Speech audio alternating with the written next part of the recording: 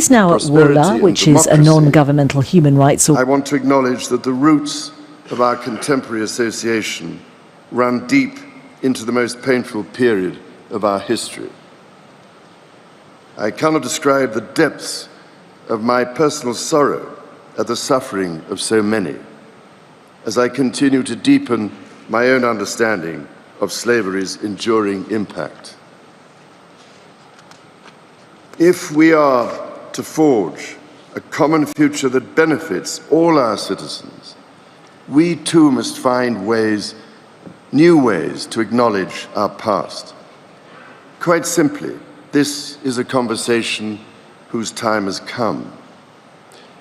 Your Excellencies, conversations start with listening, and as the Queen said at our last meeting, the Commonwealth has always been and remains a global association which believes in the tangible benefits that flow from exchanging ideas and experiences and respecting each other's point of view.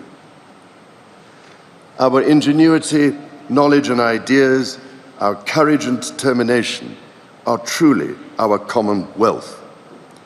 By unlocking our potential, we can build a future in which all our people have a stake, ensuring that our Commonwealth Charter represents not just words on a page, but the lived experience of all. And in so doing, we will equip our children and grandchildren to be agents of a better future. Your Excellencies, if we are to leave the world better than we found it, and that is our duty and our privilege, we must be bold with our ambition, decisive with our actions, and united in our effort. In this mission, I know Her Majesty the Queen stands with us all.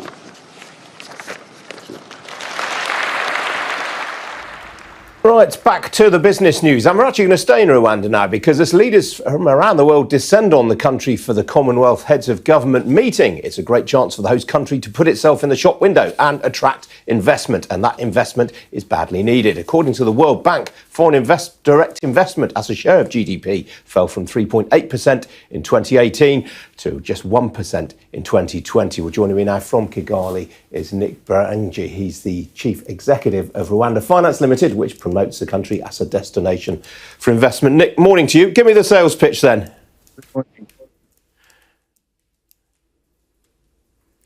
Nick, give me your sales pitch. My sales pitch, Ian, is to say Kigali International Financial Center and Rwanda, and as Prince Charles was saying, is about connecting people with opportunities and those with the wealth. Like you are saying, we have opportunities in Rwanda, we have opportunities in Africa. So we are creating an international financial center that acts as a conduit of capital. It's founded on three main principles. One, an international financial center that is transparent and compliant to international standards. An international financial center that offers you African connectivity, and an international financial center that offers you ease of operation. And those are three tenets that any global investor seeks as they look at opportunities in Rwanda and in Africa. Is it then specifically financial services that is the main point of interest here? Are you not trying to attract investment into other sectors as well? We are, Ian, because financial services are catalysts of other sectors. When we are talking about opportunities in education, opportunities in health, opportunities in infrastructure, the missing link always is capital. And financial centers and finance services and professionals are able to unlock that capital. So that's why Kigali International Financial Center is playing a very fundamental role in Rwanda's development. Now, the UK government has, of course, just struck a deal to send some asylum seekers to Rwanda. It's proved quite controversial. A lot of church leaders in this country in particular have been quite critical. Does that in any way reflect on Rwanda's suitability as an investment destination in your view? It does, Ian, because Rwanda is about solutions and it's about seeking partners like we've done with the African Union, like we've done with the UNHCR, and that's what we are seeking to do with the government of UK. And that's what I could say. And this is related to when we speak to the perspective of Kigali International Financial Center, we've been able to seek partnerships with British international investments, and it's helping us build the international financial center of the future. All right, Nick, we have to leave it there. We're a bit pushed for time this morning, I'm afraid. Thank you very much indeed for joining me. Thank you for having me. Now, the UK's first industrial-scale carbon capture plant has been opened this morning by Tata Chemicals. The plant in Northwich in Cheshire is capable of capturing 40,000 tonnes of carbon dioxide a year. That's the equivalent of taking 20,000 cars off the road. The captured CO2 is then being used to make sodium bicarbonate. Well, we are joined now live from the plant by Martin Ashcroft. He's Managing Director of Tata Chemicals Europe. Martin, welcome to you. Without getting too technical on me, are you able to explain the process? Sure. The carbon dioxide, which forms part of the flue gas from our combined heat and power plant, which generates all the heat and electricity we need for our processes, is being captured and converted into liquid carbon dioxide, which is then used as a key raw material in manufacturing pharmaceutical grade sodium bicarbonate, which we export to over 60 countries in the world. And I gather the sodium bicarbonate, one of the specific uses for it is in kidney dialysis. That's right. It's one of our biggest sectors. It basically takes excess acidity out of the bloodstream of people who have kidney failure. So it's a really large market. And obviously, as you can understand, the standards and the quality of that product has to be right at that top end, which is why the quality of the CO2 we're capturing here is just as important to us as the amount that we're capturing. Now, in the past, Martin, it was suggested that carbon capture might be a way of keeping old coal-fired power stations open. Is that pertinent, particularly now that we're facing a crunch for gas? I think the real challenge for all of us is how we take carbon capture, in our case, usage, which is now being proved successful. And the real challenge is how do we make the carbon capture and storage economics work, which will be absolutely critical for the next stage in all of our decarbonisation journeys for industry, which is the conversion over to hydrogen as a fuel, because we need to find an effective way of taking carbon dioxide from that process and putting it underground and out of use. So it's a big technical challenge, but very much on the agenda and a key part of the next decade of carbon reduction for industries like ourselves that require large amounts of energy. And I gather this was an investment that cost the company around £20 million. How rapidly will that pay for itself? We believe now it'll be about 4 to 5 years, which is a bit better than when we set out on course. We had two challenges. One was the payback on the project. Second one was the technical capability to make this high-grade carbon dioxide.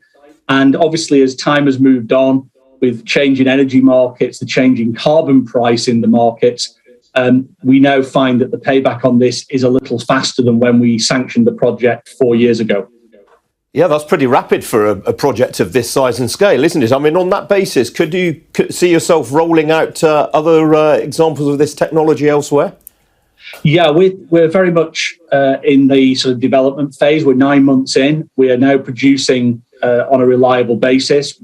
Given another 12 months or so, we would hope if we can prove the continuation of that operation, that we would then be able to repeat the process and possibly repeat the scale of this project with another 40,000 tonne plant and this quality of CO2 that we've managed to produce. Martin, put this into an international context for me, if you'd be so kind. I mean, how does the UK compare in its efforts with work like this compared with some of our peers in continental Europe? I think, generally speaking, Europe as a whole and the UK in particular is very focused on net zero. The really critical bit for us here is decarbonisation in Europe and indeed in the UK can't be a deindustrialisation process. That would actually increase global carbon emissions. We would simply import the vital materials that we make on a day-to-day basis that every one of us needs in our lives. Therefore, that isn't real decarbonisation. So I think Europe and the UK are really focused on the need to continue to be able to operate our type of businesses, but in a way that also hits the vital target for net zero that everyone in our industry buys into and recognises that we need to get there. The challenge, of course, is how do we make those technological changes happen and how fast can we make those happen. All right, Martin Ashcroft, we're going to leave it there. Good to see you this morning. Appreciate it. Thank you. Thank you very much. Still to come here on In King Live, I'll be speaking with the Saudi Industry Minister. Don't go away.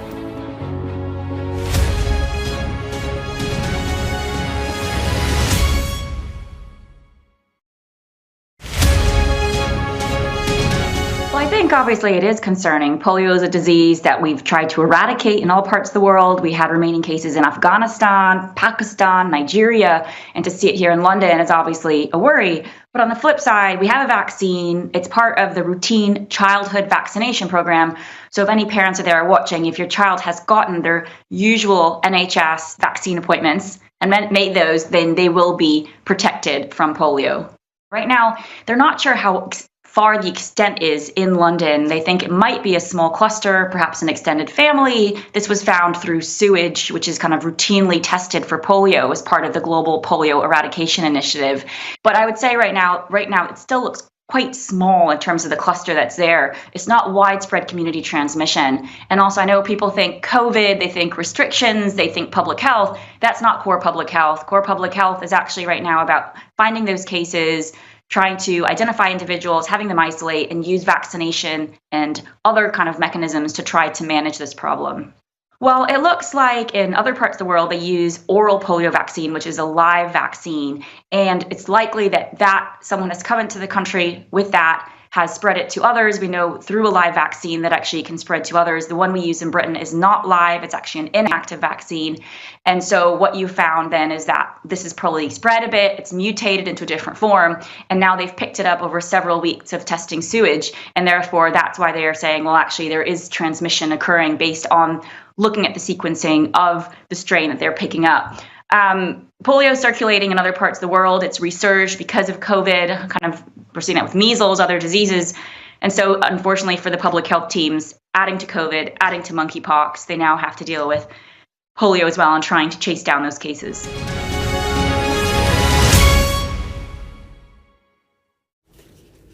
Welcome back. Now, the killing of the journalist Jamal Khashoggi in 2018 led to strong international condemnation of Saudi Arabia, but attitudes appear to be changing. President Erdogan of Turkey, who led the international community's protests at the killing, this week welcomed Crown Prince Mohammed bin Salman to his country, while US President Joe Biden will be visiting the kingdom next month. Well, joining me now is His Excellency the Saudi Minister of Industry and Mineral Resources, Mr. Bandar bin Ibrahim Al Karayev. Your Excellency, morning to you. Are attitudes towards Saudi Arabia improving in countries like the US and the UK, do you feel? Thank you, Ian. I'm glad to say, yes, that's right. Saudi Arabia has been working diligently on our Vision 2030, which aims to expand our economy and diversify from oil and gas. We have been so far successful to show the global community that we are serious about what we're doing. So both in areas of industry and mining, we see great interest from global investors. So if we just, as an example, take mining, today there is a huge pressure on future of minerals. Minerals are becoming more and more critical as a result of global net zero targets for all countries, and especially, of course, Saudi Arabia. Also, the industrial advancement is also focusing on certain minerals that need to be available for different markets. Saudi Arabia is serious about mining, and therefore we have seen great attention towards our efforts to unlock the mining sector in Saudi Arabia. We have hosted our first Future Mineral Forum this January. It was a great success. Even with the pandemic, we had more than 3,500 participants physically and more than 4,000 online. We had government officials, mining companies, service providers, financial institutions, academia coming all together to see how the global community can actually deliver the amounts of minerals that are needed, but at the same time be responsible. We have great focus on ESG as a result of our strategy, but also our new mining law, which was launched in 2021. So great attention coming our way. Also, what sort of sums are you looking to attract in investment? Sorry? What sort of sums are you looking to attract in terms of investment? Well, I will just give you an example. In 2021, we have been able to attract more than $20 billion, of which almost 15% is foreign investments. That's in the industrial sector. In the mining sector, on the other hand, it's a bigger scale investments, and we aim to look at the mining as a part of a supply chain.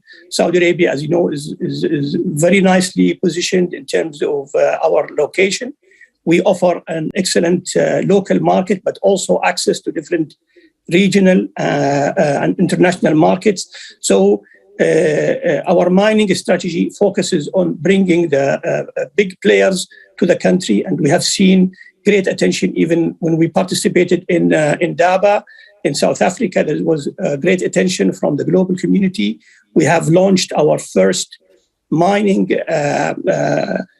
site auction, which had also attracted global players. The auction was closed beginning of April, and now we are in the final stage of shortlist of the participant. This is a part of our execution of our strategy to work parallel in identifying certain locations where there is good deposits that are economically viable and offer them in global auctions. But at the same time, we have... Minister, sorry, we are quite pushed for time. While we have you, Saudi Arabia has just made some very interesting sporting investments. You've just bought Newcastle United Football Club, and you've just launched a breakaway golf tournament. Are there more of these sporting initiatives to come?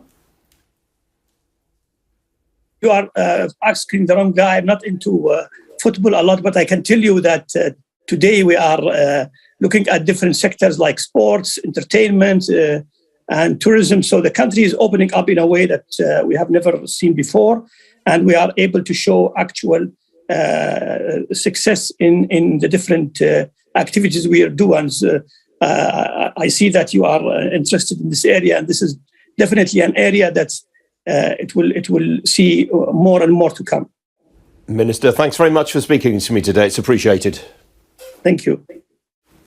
Still to come here on Ian King Live. We'll have a look at how global markets are going into the weekend. Don't go away.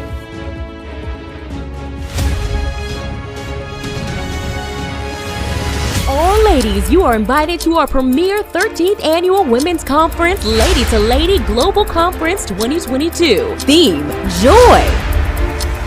Date, Saturday, 30th July. Doors open at 11 a.m. Venue, Fairview's Concert Halls, the Phoenix Theater, Croydon, CR91DG3, United Kingdom. Register on www.ladytoladyglobal.org. Music Minister, CLC Healing Voices.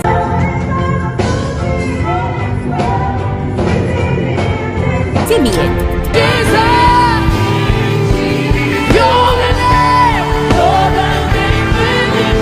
Queenie, Ada Ahi. Congratulations, I have seen the glory of God. Conference speakers, Reverend Betty King, Pastor Marjorie, Pastor Sandra. I did come to Lady, and from that day onwards, my life has never been the same. See you there. PR Interventions amplifies yours. Organized Welcome to Gabby Dave Global. We are a UK-based online e-commerce store, the first of its kind with license to trade in African products. Some of the products are clothing brands and all beauty accessories, hair and beauty brands, natural aphrodisiacs, processed and dried unprocessed food. Our mission at Gabby Dave is to connect African and Caribbean businesses to customers globally. At Gabby Dave, we ensure our sellers get the best deal for their products. We are not just here to help you reach a wider audience. We are also a distribution center to support business growth by fulfilling orders to your customers from our warehouse, making sure customers receive their products on time. We are inviting all Black-owned businesses to trade on our platform because we strongly believe Africans have a unique brand the customer would appreciate globally. So get in touch today and let us make your product and business go far. Here are some of the benefits of using Gabby Dave Global. User-friendly platform, track your shipment, online support, transparent process, multiple SKUs, multiple products, a platform that encourages manufacturers as well as traders. Our marketing and PR interventions amplifies yours. Organized products and categories for easy access and navigation. Access to global community, especially within UK and Europe.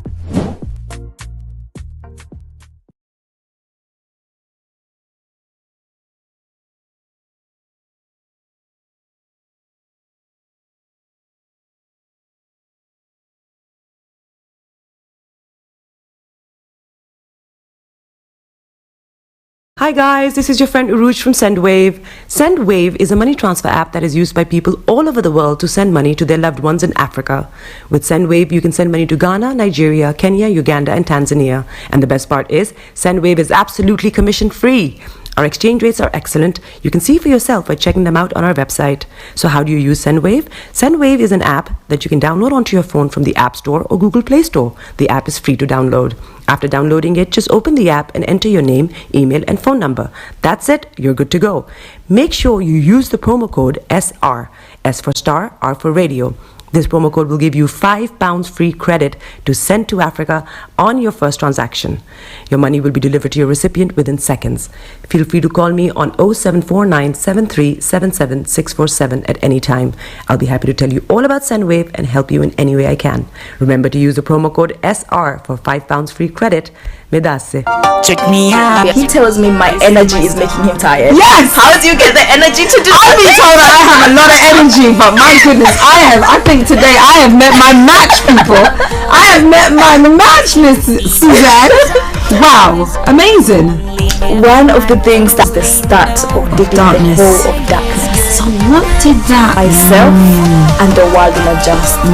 And 2019. Forget the proverbial boardroom. Join me, Simone Frazier, on The CEO, the program that gives you the driving seat over your life. Every Tuesday, 8 p.m. only on Starr Radio. Hi everyone, it's your girl BB Clement, the author of How to Go From Employee to Entrepreneur and the host of your weekly business show, BB Means Business, the show where we discuss everything you ever wanted to know about business but you were afraid to ask. How do I start my business? How do I raise the finance? How do I grow my business? Where am I going to find my customers? Join me every Tuesday at 1:30 p.m. on Starr Radio UK to get all the information and tips that you need to become a successful entrepreneur and become financially free. Remember, don't let life dictate to you. Rather, put your signature on life. Getting onto the property ladder has never been easy until now. Join us this and every Thursday from 7 p.m. to 8:30 p.m. live on the Property Hour show on Starr Radio UK, where we talk to mortgage brokers, property developers, estate agents, landlord, tenant, property consultants on how to invest or get into the property business and make money. You can't afford to miss this. The Property Hour show is your best source into the property industry.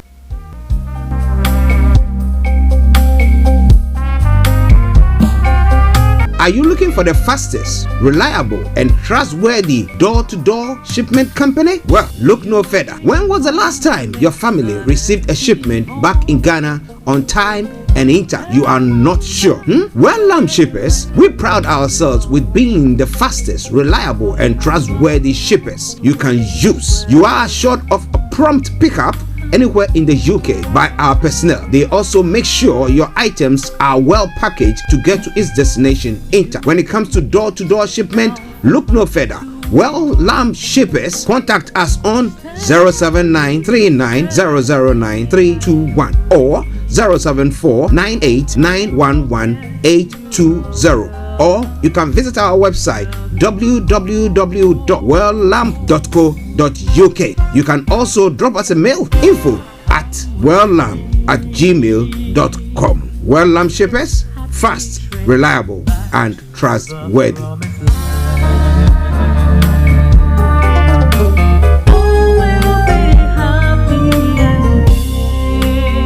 there! Are you dreaming of owning your own house in Ghana? Then you will need a well-documented piece of land that is free from troubles. I highly recommend My Africa Property for any size of land that you will need. With My Africa Property, lands are available in Pram, Sopoli, Tohenia, Ogome, Dodova, Winneba, and many other locations at affordable prices.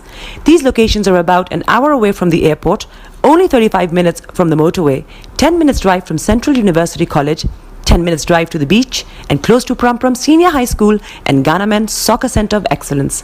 For more details, visit our website www.myafricaproperty.com or call our UK office on 0208 123 2523. For our US and Canada offices, call us on +1 585 184 994145. You can also email us at ghana@myafricaproperty.com. Hi there, this is CJ Buckman, your life coach. And whenever I'm in London, I listen to Star Radio UK right here. But guess what? You can listen to wherever you are. Show them you got the cocoa set. Ladies and gentlemen, it's your boy Harry Song, aka Mr. Songs. This is the Kingmaker Baba for the girls. We're here. This is Star Radio. Don't go nowhere. UK, London. We they call them London for who? For here, we they call them London. And that's how you know. Just have fun and stay blessed. The best radio show. Broadcasting worldwide, online 24/7. All around the world. In your car. At work. At home. On your smartphone. The coolest way to start your weekend. Are you ready to turn it up? This is Star Radio UK. 10, 9, 8, 7, 6, 5, 4, 3, 2, 1.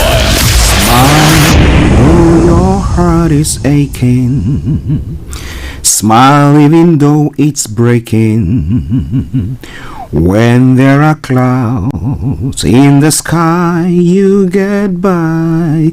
If you smile through your fear and sorrow, smile and maybe tomorrow you find that life is still worthwhile if you just smile. Hey, this is Archie and you are listening to Star Radio UK and the Morning Show.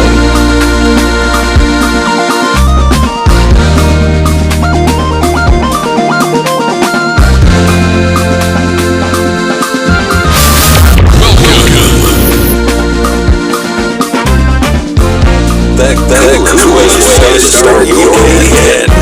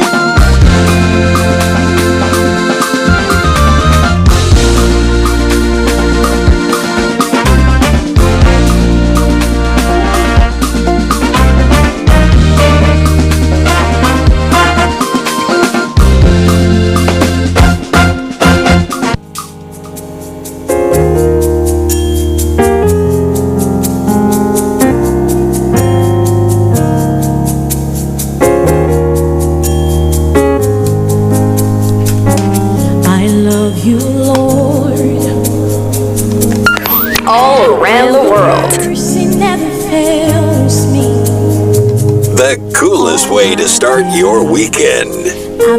This is Star Radio UK.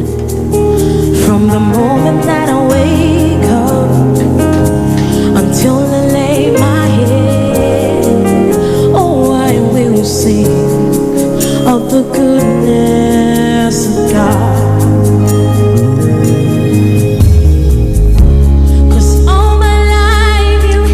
Okay, hello, good morning, good afternoon, good evening, good night to you, wherever you might be on planet Earth, and those of you on other planets as well. We want to salute you and welcome you to Friday, the 24th of June, 2022, and the Morning Show. Let me say a special good morning to all our wonderful listeners from across the globe. To my team this morning, Mr. Olayomi, Mr. Dan Tabiri, Mr. Francis Guy working behind the scenes, our producer, and Mr. Frank Davis, wherever you are, good morning to you. But I want to welcome you all to the program. Abu Kuwanaka. Abu Kuwanaka. Good morning, Abu. You say you listen to us from Oyo, Alafin, Nigeria. How is Oyo this morning, Abu?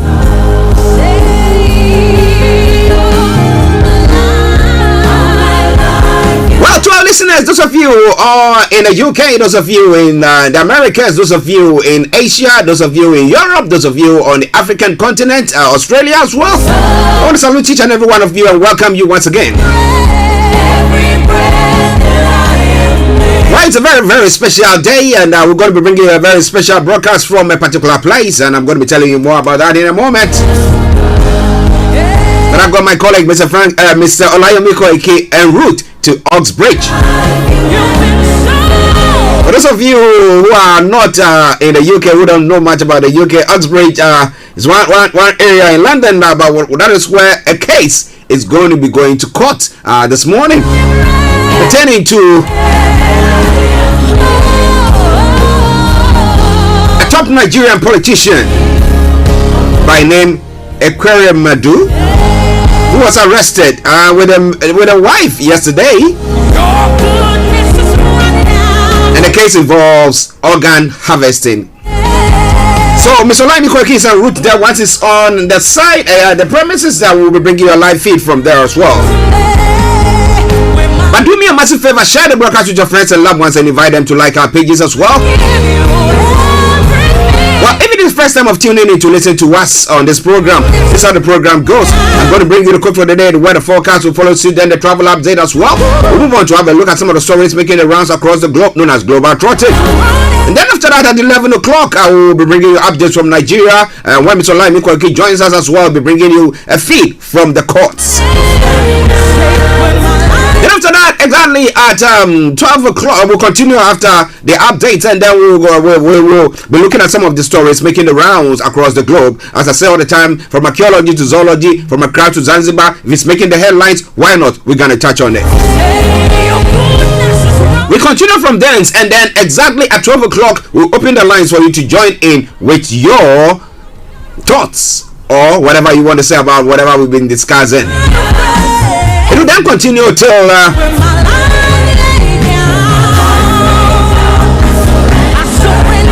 12:30, while we'll take you to the Money Man all the way in Kent, Mr. Dan Tabiri, CEO of GI Accountancy Services, on the Money Hour. Then after that, we'll bring curtains down for the end of the program. So in a nutshell, that is what is going to be happening today. Playing in the background, something from the Joyful Way Incorporated, the goodness of God. I hope that the goodness of God, you're experiencing it as I'm experiencing it as well.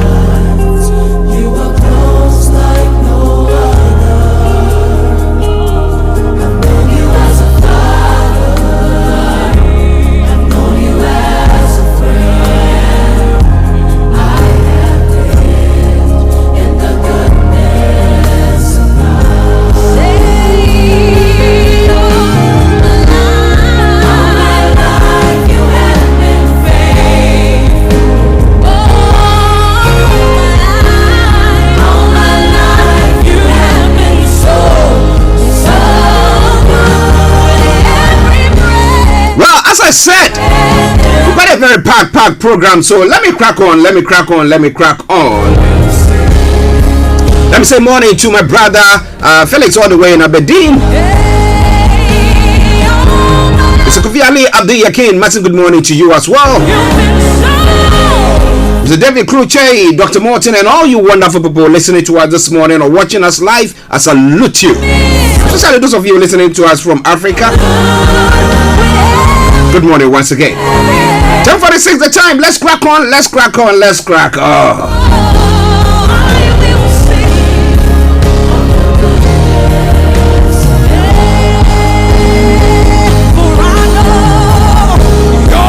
Success requires 100% concentration on the part of the one who desires to be successful. 100% concentration. Are you ready for that? Okay. Star Radio UK, your favorite African and Caribbean radio station in London.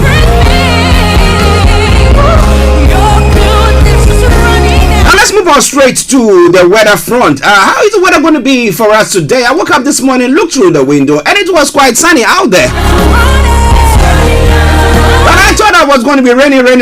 Looking through the windows now, or through the CCTV, I could see that it's a bit cloudy again. But let me tell you what is going to happen over the weekend. For London and the southeast of England, through the afternoon, there's going to be occasional showers developing. This sharp in places with the odd rumble of thunder possible. There will be spells of sunshine at times. And this evening there will be patchy cloud and the odd shower overnight. A band of cloud and showery rain will push in from the west, clearing eastwards during the early hours to leave clear skies. Now when it comes to the temperature, top temperature is going to be 23 degrees, the lowest is going to be 14 degrees. UV level is going to be very high, UV level is going to be moderate, pollen level is going to be very high, and pollution is going to be low. Sunset is going to be 21, 22, and sunrise for tomorrow morning, 04:44 hours. So coming away from Star Radio UK. Now for the weekend weather forecast, yes, for tomorrow it will begin dry with extensive sunshine. Now some patchy cloud cover will develop through the day, but it will should stay generally dry with just the odd well scattered showers possible. Now come Sunday as well, it will be mainly dry and sunny day, although there is a chance of the odd shower managing to drift across from the west at times.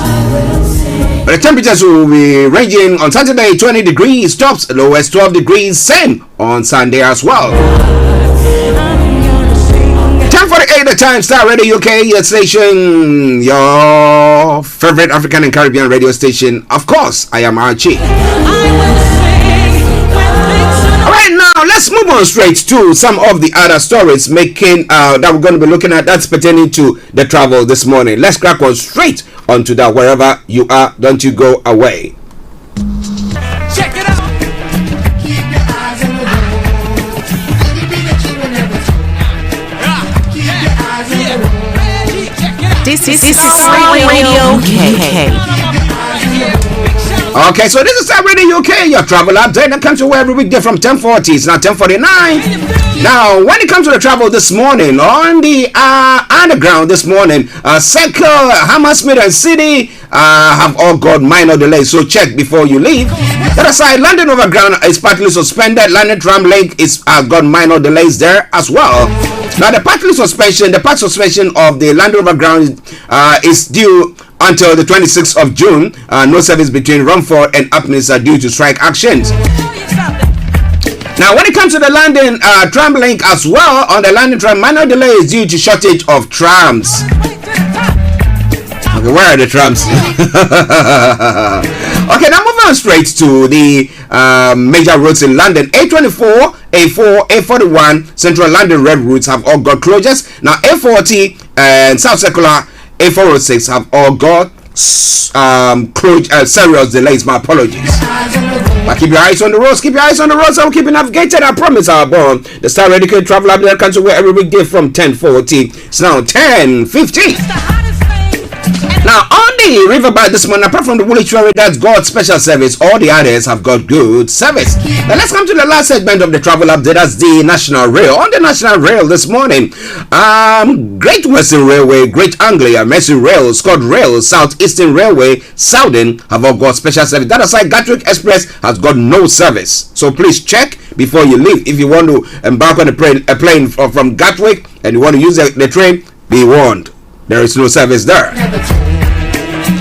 So, well, as I would say all the time, good morning, good afternoon, good evening, good dawn to you, wherever you might be on planet Earth. Enjoy your commute for today. But you know what? Continue to keep those eyes on the road.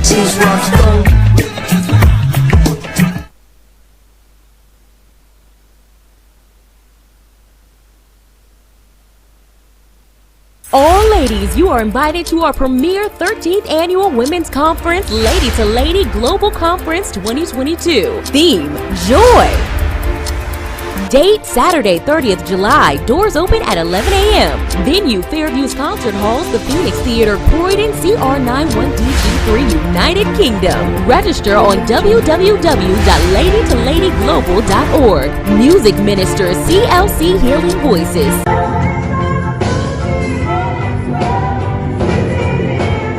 Simeon.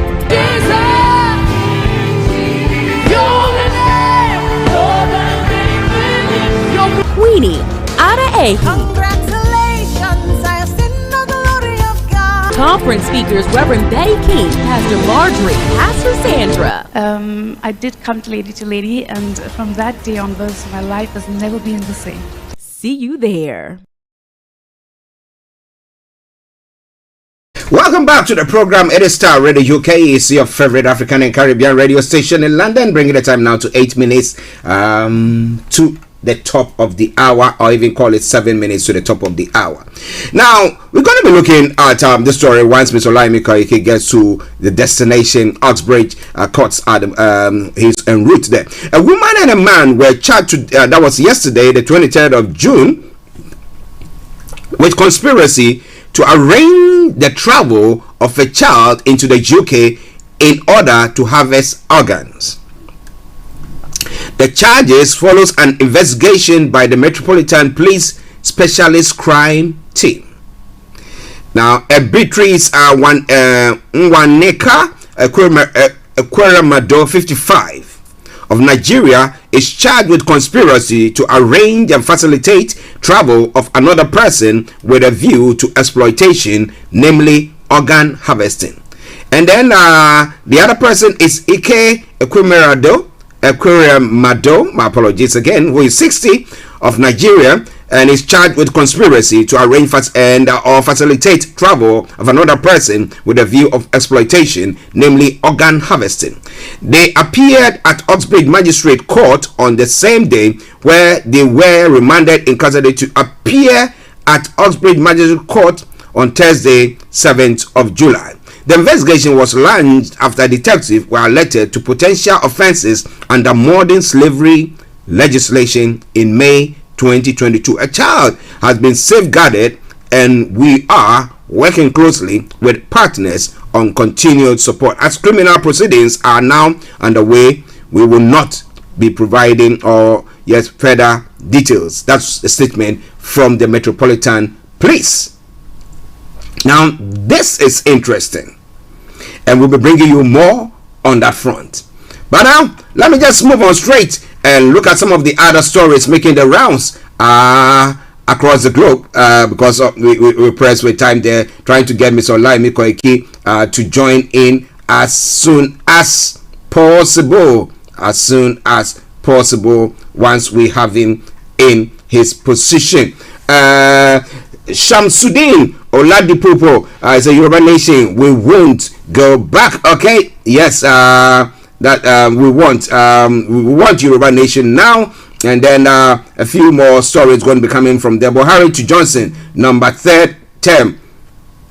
For me, first person who tried it didn't end well. Well, that's what Buhari is saying. How true is that? Now, let's move on from there. Okay, now looking at the stories making the rounds in other parts of the world as well. In Ghana, we have the Force Ahoto project, first in history. Asiodun Ketia, the scribe or the general secretary of the opposition NDC, it has said, he has proclaimed the Ahoto business project a private initiative of Dr. Kwame Dufour, former Minister of Finance and leading NDC member, as a project that is first in history for any political party in Ghana. But as to whether that is sort of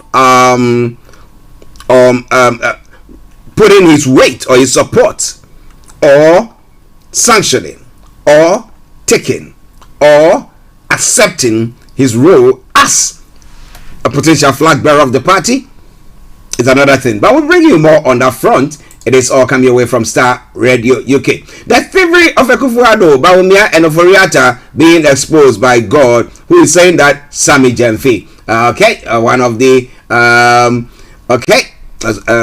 NDC, the opposition party members there. And the GJA elects regional and national executives today. Who's going to be the president of GJA? As the past ones done anything good? Do we support them, or do we see anything coming from them? Well, it's interesting. Tema Oil Refinery permitted to negotiate lease agreement to refine crude oil with Decimal Capital Limited. We're going to be looking into that. Who is Decimal Capital? What are their role? Is it a private entity? And how can they help in salvaging the petroleum industry when it comes to Ghana? We'll be looking into all those stories in a moment, but it's 10:57. Now, when it comes to the African continent, sir, the final report into corruption under South Africa's Zuma has been released, and I'll be bringing you more on that front. Tunisia Trade Union Centers rejects IMF reforms, and Senegal opposition leader calls for another mega protest on June 29. Those are some of the stories making the rounds on the African continent. Now, moving on straight to the UK, major blow to Johnson as Tories lose 2 by-elections. The Lib Dems make history by overturning a 24,000 Tory majority to win in Tiverton and Huntington, while Labour reclaim Wakefield. But Boris Johnson vows to continue as Prime Minister, though we know that the Tory party chairman has resigned. Now, what is going to happen there? A lot more. Tory chairman quits after by-election losses. Oliver Dowden resigns, but the Prime Minister vows to go on after the Lib Dems and Labour inflict defeats on Conservatives. Well, it says it's a mid-term election, and therefore that is expected. What do you think? It is Star Radio UK, your favorite African and Caribbean radio station in London. A lot more going to be coming your way, so stay tuned. Don't touch the dial. Enjoy this song, and I'll be with you. This is from Denzel Prempe, and he says, Noko Noko. There is nothing, absolutely nothing that God can't do. God can do anything, everything. What about that? Enjoy this, and I'll be with you.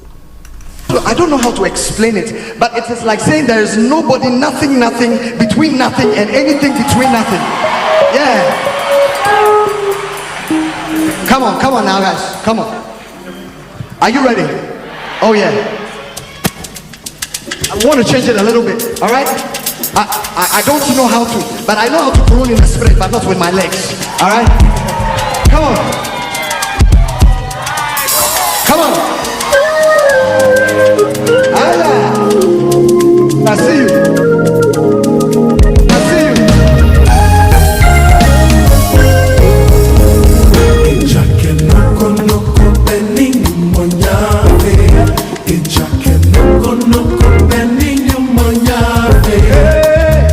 Amen.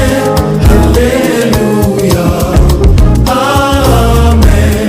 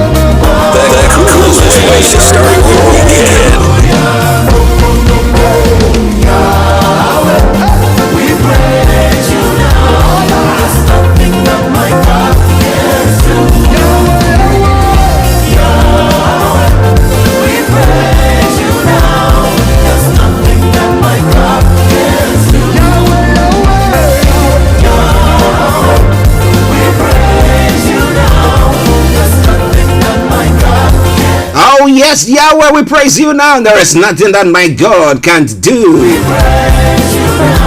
It's all coming away from Starr Radio UK, your favorite African and Caribbean radio station in London. 6 minutes past the top of the hour. Like I said, once we have Mr. Olayomi on site, on way to the Outbreak Magistrate Court, I'll be bringing you a live feed from there. Pertaining to the case of Mr. and Mrs. Akwemiradu on the organ harvesting case. It's a big one. It's a big one. It's a big one. It is something that has been going on in the country. It is something that the poor. Did we actually even check? Was the person compatible? Did they do all that diligence before bringing the boy to this part of the world? What monies has the parent of this child taken? And which organ were they going to take? Is it the lungs? Is it a kidney? Oh my goodness. Well, whatever it is, we'll be looking more into that. We know that these are issues that is going on somewhere in India, where we have people who sell their organs. But well, somebody thought that, well, it's nothing that will happen to us here. And there are a few cases where whilst we have come on air, and some people have talked about the fact that people have arrested people who are kidnapped, or yes, have been their organs have been taken and stuff like that. It's all part of what is going on in the big picture.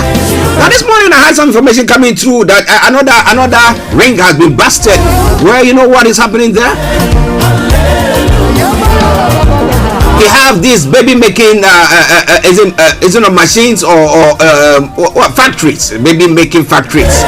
So the youth, the young girls are taken there, and then once they I don't know how they get it, whether it's insemination or whatever happens to them, they get pregnant and they give birth, and then they are sent away. I don't know what exactly, what regulation, what rule is actually governing that.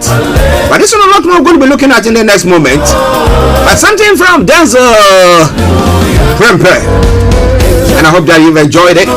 But don't you go away. We'll take a commercial break. We come back and I bring you the updates from Nigeria whilst we wait for Mr. Olayomi to get to Outbreak Magistrate Court, where we'll be brought in live. So stay tuned. It is Starr Radio UK. We got lots to come your way today. Yes, so don't be a stranger. Share the broadcast with your friends and loved ones and invite them to like our pages.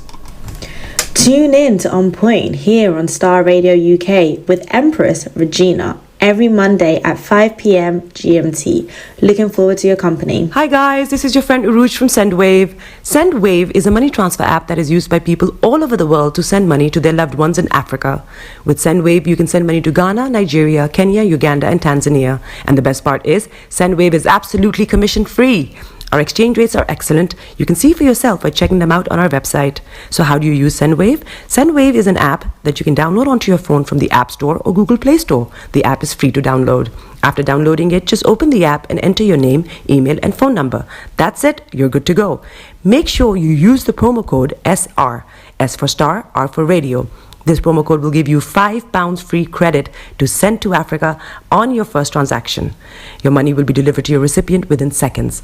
Feel free to call me on 0749 7377 647 at any time. I'll be happy to tell you all about Sendwave and help you in any way I can. Remember to use the promo code SR for £5 free credit. Medasse. Check me out. He tells me my energy is making him tired. Yes! How do you get the energy to do I've been told that I have a lot of energy, but my goodness, I think today I have met my match, people. I have met my match, Miss Suzanne. Wow, amazing. One of the things that's the start of the darkness. The whole of darkness. So what did that myself and the world will adjust. And 2019, forget the proverbial boardroom. Join me, Simone Frazier, on the CEO, the program that gives you the driving seat over your life. Every Tuesday, 8 p.m. only on Starr Radio. Welcome back to the program. It is Starr Radio UK, your favorite African and Caribbean radio station in London, bringing the time exactly now to 10 minutes past the top of the hour. It is Starr Radio UK, and it's your favorite African and Caribbean radio station in London. I remain yours sincerely, the one and only Archie here. bringing you the best in everything that you need to know. But as I said earlier on, I should have Mr. Olayomi Koiki joining in the next, call it 10 minutes to bring you updates from Nigeria. But this round, not reporting from our London studios, but from the Uxbridge Magistrate Court. Okay, Archie on Starr Radio. Nobody does it better. But before then, let's look at some of the stories that we are going to be looking at.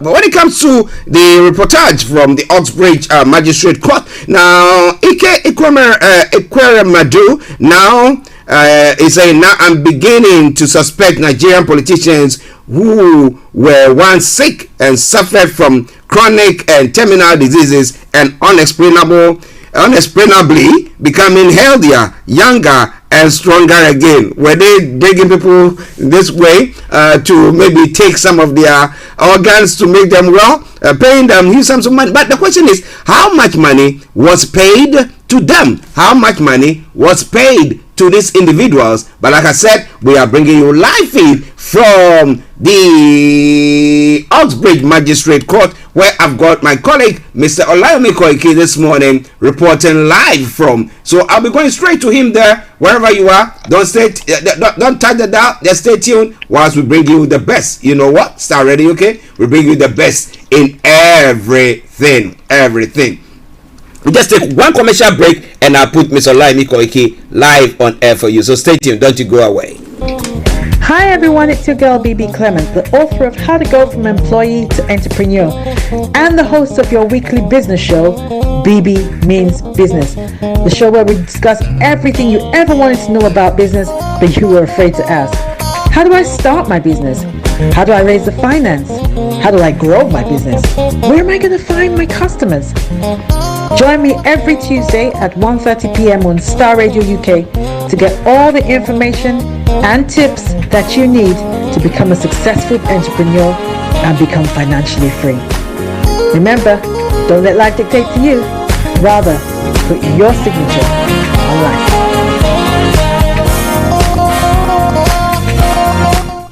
Welcome back to the program. It is Starr Radio UK. It is your favorite African and Caribbean radio station in London. I'm bringing the time now to 13 minutes past the top of the hour. As we promised, we are here to deliver from the Magistrate Court. But before I go to him, Adeboye Mayungbe says, now good morning, Starr Radio UK. Loving you more, brothers and sisters in the house. White Lion Yomi Koiki, wishing you the best. And we wish you the best, Adeboye, as well. May you have a lovely day. Okay, but let's go to the Magistrate Court in Uxbridge, where I've got my colleague, Mr. Olayomi Koiki, just waiting in there to bring us what is happening. Yes. So, Yomi, let me say good morning to you. Well, it is a very beautiful morning to you back in the studio, Mr. Archie. Good morning to all our listeners and viewers around the globe. The time is just about 11:15 a.m. And yes, you're quite right. We are live here at the Magistrate Court. We'll be telling you the reason why for those that are not up to date with that. But I'm going to come back again to you slightly in the studio. It is a very almost an hour plus journey after the rail network. I could still tell you that everything has come back to normal. Walking from the train station here is just under 6 minutes, and the journey was as peaceful as you can ever think of. Well, I don't want to compare it to any country, any country in Africa. So I'll just let it be. But how are you doing, sir? Well, I'm doing very well. Apart from it looks a bit that I thought it was going to be cold, but I was told that the weather will be fine. But as you can always tell, you can never know what the British weather will look like on a very morning, going to the afternoon and the evening. But I think, with the very beautiful outfit that I've got on, I think I should be able to cope until we return back home. But it is a Friday, and like we always say in UK, thank God it's Friday, and the reason for that is a lot of people get paid on Friday. Yes. So if you're getting paid on Friday, yes, enjoy it. Yes, it's end of the month as well, so everybody will virtually be paid. But well, Starr Radio UK, we are here to deliver on our promise to you. Yesterday, the news broke pertaining to one Nigerian politician. That's how it was reported. But first of all, let's talk about Ekweremadu. Okay, now who is he? Well, for those that do not know who Ike is, actually known as Ike Ekirimadu. I think he's one of the most popular person on the social media in the last 48 hours. He's been known before within the Nigerian system, and I'm just going to give us a background of him. I don't know whether you've got the picture on the screen, but if otherwise, this is a person that we're talking right about. To the right-hand side is the Ike Ekirimadu, and to the left-hand side is the wife Beatrice. So who actually is Ike Ekirimadu? He's a Nigerian politician.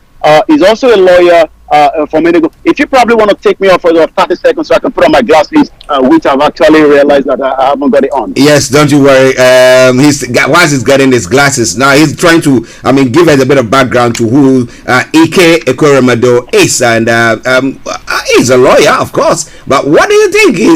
What has he been up to? As some people have posted that, well, no wonder politicians who are old and quaking in their boots or quaking everywhere will end up a few months, you see them, or a year, and they are young again. Have they been taking the organs of some youth and making sure that they are fitted with that, so they come out all from the workshop all fresh, good, and looking good and looking young? Is that what is happening? Well.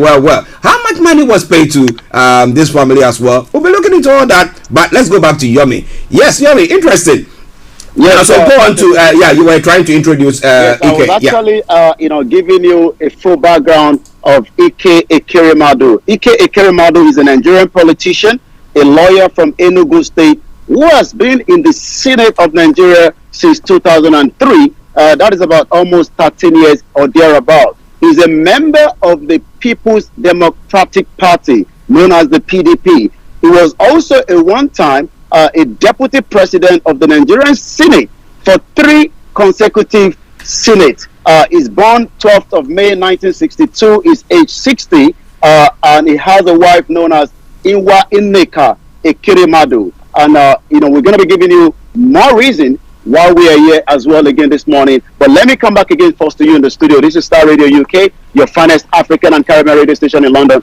And behind me is the Oxbridge Magistrate Court, Oxbridge Youth Center as well, and just opposite me is not too far is the police station, which we believe handled the situation before it was brought to the court. And I believe the next appearance, from what we know, which I'm going to be giving all the details, but for now, let me come back again to you in the studio. This is Starr Radio UK, your finest African and Caribbean radio station in London. Yes, listeners, Mr. Olayomi Kweke reporting live from the Oxbridge Magistrate Court this morning pertaining to the Ekirimadu case, organ harvesting case. Now, it is interesting because for the media in the UK to pick that story up, for them to be taken to court yesterday immediately, I think after they arrived at Heathrow Airport or whatever that happened there, like instantly. So they were talking about some investigation going on. Now, what is the background? Why did it come to? What story do you know about why Mr. and Mrs. Ekirimadu went on that path to get this child or this teenager in the country to do that to him? Well, from the information gathered so far, and I'm going to be, giving us from what the Metropolitan Police actually released yesterday, the 23rd of June, just almost 15 minutes before we went into our headline. But as you can tell, sometimes we do miss, some news coming out, even here in UK, that pertains to Nigeria as well. But what I can tell you is, from what I've been able to look into it, it's been already picked up 2 days before yesterday. So let's take that into consideration. But what I can tell you is 2 people have now been charged with conspiracy offense linked to allegation of organ harvesting. A woman and a man were charged today with conspiring to arrange the travel of a child into the UK in order to harvest the organ. The charges follow an investigation, by the Metropolitan Police Special Unit. And what we know is 2 of those individuals, I'm going to be giving you, just as we've shown you the pictures already, is known as Beatrice Inneka Ekirimadu. She's 55 years old, born on the 10th of September 1966, of Nigeria, is charged with conspiracy to arrange, facilitate travel of another person with a view of exploitation, namely organ harvesting. And the next person is Ike Ekirimadu, 60 years old, born 12th of May 1962 of Nigeria is charged with conspiracy to arrange, facilitate travel of another person with a view of exportation, namely again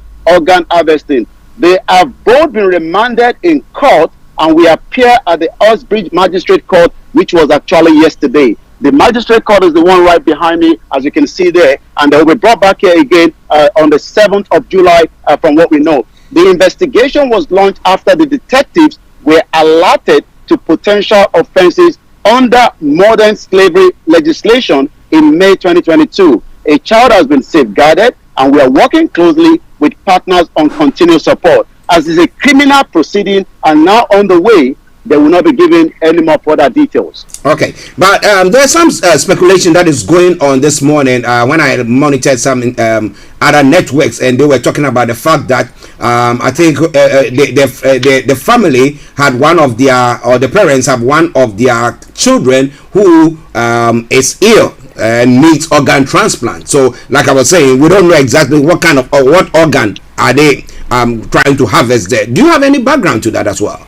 Well, you're quite right. What we want to be very careful, because this is a criminal, proceeding, as we know, here in UK. So we will not go with the speculation of what is trending on the social media. But yes, I've been able to read, up to when the news broke out yesterday, when I picked up the news of so many reasons why it was there. And also, I've been able to pick up a visa application that was a kind of what we call a letter, which has the Senator Ike Ekweremadu, which we believe, is definitely from him. This letter was dated December 28, 2022, and it says there, Visa Section, British High Commission, Abuja, dear sir and madam, medical visa application, medical application for Upo Nwami David. I am writing to support of the visa application made by Mr. Upo Nwami David, who is currently having a medical investigation for a kidney donation to Mrs. Sonia Ekweremadu. We believe Mrs. Sonia Ekweremadu is the daughter, to Ike Ekweremadu and British Ekweremadu, that have brought her into the court yesterday and have now been, kept into the custody till 7th of July when they'll be returning back. David and Sonia will be at the Royal Free Hospital, London, here in United Kingdom, and I'll be providing the necessary funding. I have enclosed a bank statement. Please do not hesitate to contact me if you require additional information. Please accept the assurance of my highest regard. Yours faithfully, Senator Ike Ekweremadu, PhD, CFR. Now, interesting. So, if you look at the application that he put across, he did state. So it's not like he just swindled or tried to just connive or do anything to just bring the boy in without the knowledge of the authority. So everybody knew that he was bringing the boy for that particular purpose, for donation. But let's look at what is happening in Africa. What is happening? You want to say something? Yes, you're quite right. Yes, there was a visa application and a supporting document. But from what we are hearing, which has not yet been confirmed, is that the boy that we are talking about is 15 years old, as against the age that has been put on the passport, which is 21 years old. So if you then go back to what the Metropolitan Police have actually said, that a child, and if he's a child will not be able to give consent, for his organ to be removed. And that is the reason why, based on what the Metropolitan Police is saying, that a child has now been safeguarded. If it was just a situation where he's an adult and there's a consent, maybe there might not be a reason for us to be here this morning. But the reason is the Metropolitan Police, according to the information from their police specialist crime, is saying that a child has now been safeguarded based on information and intelligence that they have in their hands. Once again, this is Starr Radio UK, your finest African and Caribbean radio station in London. Wow. So it's something to do with being underage, and that is what is causing the whole thing. Now let's look at the whole story as a whole, because I saw a comment that somebody posted talking about, now I'm beginning to suspect Nigerian politicians who were once sick and suffered from chronic and terminal diseases and unexplainably become healthier, younger, and stronger again. Now, somebody will say there is no crime when somebody decides, okay, I want to donate my organ, and for whatever compensation, whatever monies I will be giving me. So there's that agreement. So in this case, are you seeing something like maybe the family of this boy, maybe because they are impoverished, or depending on where the boy is coming from, might have taken a sum of money and decided let the boy go and suffer that consequences. Is that what is happening? What do you think? Well, you're quite right. Looking at Nigeria as a poverty capital of the world, that means everybody will do everything. I mean, people sell their vote, for Maggi and Indomie noodles. So if you have an opportunity to be taken out of the country for your organ to be removed, then I'm sure there will be a lot of people that would love to do so. But the question again is, is it appropriate? If a governor, he's a senator, but he was one time a governor of Enugu State. If they have done the necessary things that a lot of Nigerians have been asking for, the medical, the good health, the welfare, the education, he might not have any reason to travel down to UK, yes, we are concerned for the daughter that is sick. People do get sick, and then somebody is sick, they will do everything, especially if it's a parent, to make sure that they can get their children up and running. But the question is, how many politicians, how many individuals? Organ harvest is a big business, as we know, and is also a criminal offense likewise as well. But the question is, how many Nigerians have literally been killed, whether knowingly or unknowingly, removing these organs and then being used, maybe not literally the politician children. We also know some of the elite would do everything to secure their children, and sometimes they have to go through what we know as the black market. Well, if you are listening to us, do you have any comment? Do you have any experience of that? Have you heard any information pertaining to organ harvesting, that business that seems to be going on?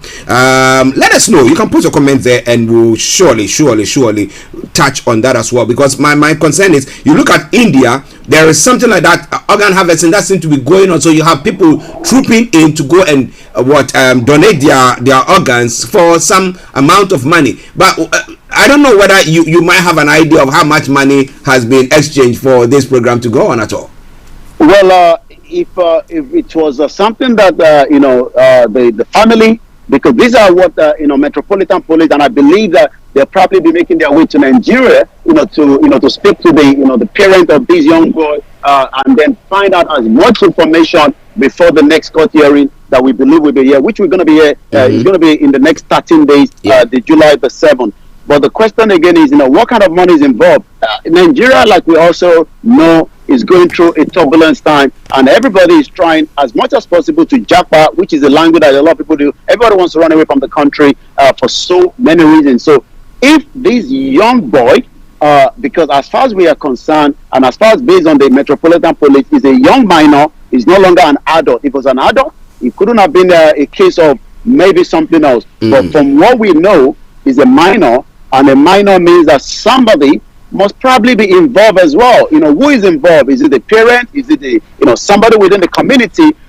When we go back to so many cases of killings, like we do know in Nigeria, apart from the terrorists that is now invading almost every part of the country, we also can tell that there's a lot of killings, where not just literally in the north or in the southeast, but even in the southwest, where people kill individuals, for ritual money that we talked about so many times on this platform. Yeah, interesting. Now, listeners, it's Starr Radio UK. Mr. Olayomi Koike reporting live from the Outbreak Magistrate Court this morning pertaining to the organ harvest case that is going on there. But let me acknowledge DBC Akinwomi. Good morning, sir. God bless you. Watching from Nigeria. Thank you very much. I know it costs you an arm and a leg to do so, and we really appreciate that. My man, Anthony Adedeji. Good morning to you, and thumbs up to you as well. But let's come back to Yomi. Now, let's digress a bit. Now, this morning I had some information to coming through that they were talking about baby making factories in Nigeria as well, where people take the young girls there. I don't know whether it's through insemination or somebody has to lie physically with them to impregnate them. And so what do you have any picture or any information pertaining to what is going on when it comes to that one as well? Well, when it comes to baby factory in Nigeria, again, is another crime that occurs, and sometimes not literally, the female that wants this, but it's kind of a kidnap section, put people in a very caged place, and then men sleep with them. The women become pregnant, and the baby moves swiftly away from that premises. I'm just taking you back. Traffickers operate baby factories often disguised as orphanage maternity homes or religious center where traffickers hold women against their will, rape them, and force them to carry and deliver a baby. Let's take you back to a particular story that was also on the Al Jazeera. This was May 3rd last year. Girls who fled Boko Haram attacks are being enslaved, raped by human traffickers who then sell their babies. Women and children gathered at the Madinatu IDP camp. Remember, we talked about the IDP camp, I think at the beginning of this week, where millions of Nigerians are no longer living in their homes because their homes are no longer safe for them. They are now living in what we call the internal display, person. So what we can tell is that a 16-year-old Myran stepped out of a tent to fetch water near the Madinatu internal display person known as IDP camp in Nigeria Northeast Borno State in January last year. A middle-aged woman she knew as Auntie Kike approached her. She asked Myran if she was interested in moving to a city of Enugu to work as a housemaid for a monthly salary. Myran, who is now 17, wasted no time in accepting the offer. Again, poverty has already kicked in there, and what we can say is baby factory happened not just in the Northeast, in the Southeast and the Southwest of the country, and a lot of people are asking, what are they using this baby for? Are they giving it to mothers that cannot give birth to? Or again, are they being used for ritual cases? Well, listeners, it is Star Radio UK. I mean, I will never be baffled when it comes to stories that's making the rounds across the globe, especially when it comes to Africa as well. Are you baffled about what has gone on? Do you have any information pertaining to that? Let's go back to Yomi for some more stories making the rounds. Now, we have the president in Kigali. Well, it's interesting because he had an encounter with the Prime Minister of the UK. What did he say? He said he has a third term. Now, what does he mean by that? Well, remember that the former president Olusegun Obasanjo did everything possibly best. Tried to coerce the Senate so that he can get a third term. He never got it, and I think Buhari is making a jest of Obasanjo. They're not, in a good terms because the former president himself has always written so much letter of critics of Buhari. But before going into that, he also talked about something. Remember that Nnamdi Kanu, the leader of the indigenous people, is still being held after being kidnapped and renditioned back from Kenya to Nigeria. But the question is, as a British citizen and the Prime Minister having an opportunity to meet again with the President, Buhari in Kenya, Buhari rules out a bail option for Mazi Nnamdi Kanu, and President Major General Muhammadu Buhari yesterday ruled out bail for detained leader of proscribed indigenous people of Biafra, Mazi Nnamdi Kanu. He said Kanu, who is currently on trial, was being given every opportunity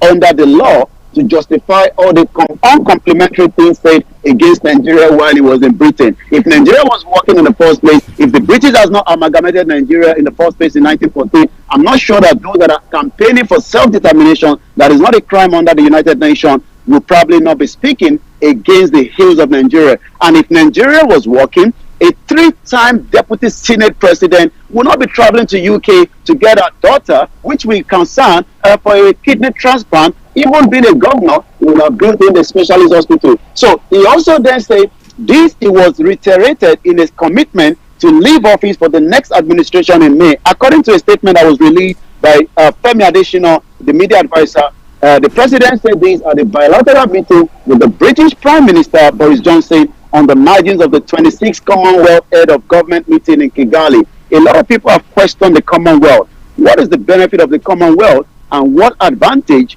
do you, as a citizen of the Commonwealth, do get? The statement was tied to another term for me. No, the first person who tried it didn't end very well, and that person is the former president Olusegun Obasanjo, as we know. Now, listen to Star Radio UK. Now, interesting, when it comes to the Kano case, that means that the Prime Minister is well informed, and for him to raise that issue when it comes to Kano, that means that, let's call it, the British High Commission in Nigeria is working on the case. What do you think? Well, there's a pressure from the legal representatives of Mazi Nnamdi Kanu after he was rendition and kidnapped from Kenya back to Nigeria. I mean these you will expect will never happen. The same President Muhammadu Buhari tried to do the same thing in 1983 when he was a military dictator, when he wanted to kidnap Umaru Diko from here in UK, but that flight was eventually stopped. But he was able to do so this time around. But the question is, who gave the intelligence of Nnamdi Kanu in Kenya? A lot of the Biafrans, as known, believe that the British government has a kind of hand in it. We know that at some point, there was a pressure, and we also know that the former ambassador to Kenya died in Nigeria. So all these were happening.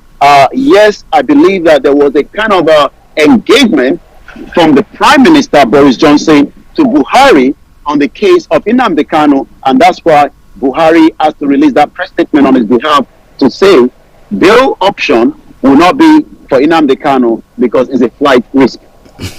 Flight risk, of course. Now, Maxwell Wallington says, great job, keep it up, and thank you very much. Let me see some of the other comments. It says, Maxwell Wallington, okay, from Ghana. Oh, thank you very much, Maxwell, for listening to us. Adebayo Adeboye Mayungbe says, Nigeria, a cursed nation full of unexpected bads to humanity. Political class are worse than useless. My goodness, these are strong words there. But it's all coming away from Star Radio UK. Now, Yomi, let's move on to some other stories making the rounds. Over to you. Well, like I said, it also seems to be going so well with the APC as we know so far. Aggrieved National Assembly members plan showdown with the governor over loss of ticket. Some of them, like the Senate President Ahmed Lawan, contested for a candidate under the APC to become a president. He lost out to Bola Ahmed Tinubu, but he still wants to come back to become the Senate president, and that doesn't seem to be going very well. So let's take a look quickly at that outcome of what we know here. National Assembly members who failed to win their party ticket for the 2023 elections are set for a showdown with the state governors and their aides.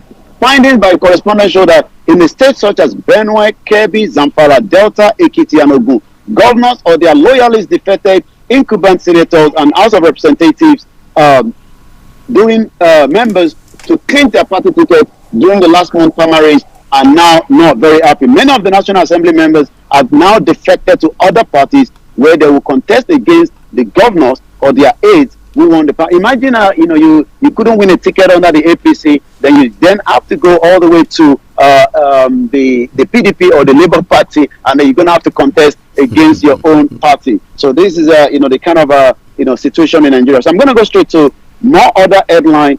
There was a drama in the court yesterday when a lawyer decided he's not going to just put on his gown. He will also be putting on what we know as a traditional outfit.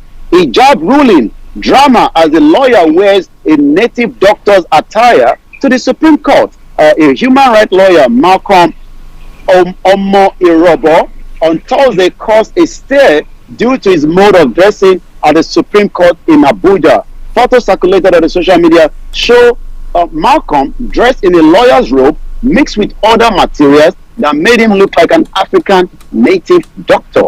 Let's take a look at more other headlines. Then I'm going to come back again to you in the studio. This is Star Radio UK, your finest African and Caribbean radio station in London. Union activist suspension in Edo Higher Institution, not a witch hunt of Baseki. South APC leader plays support for Tinubu. Akwa Ibom gets a new police commissioner.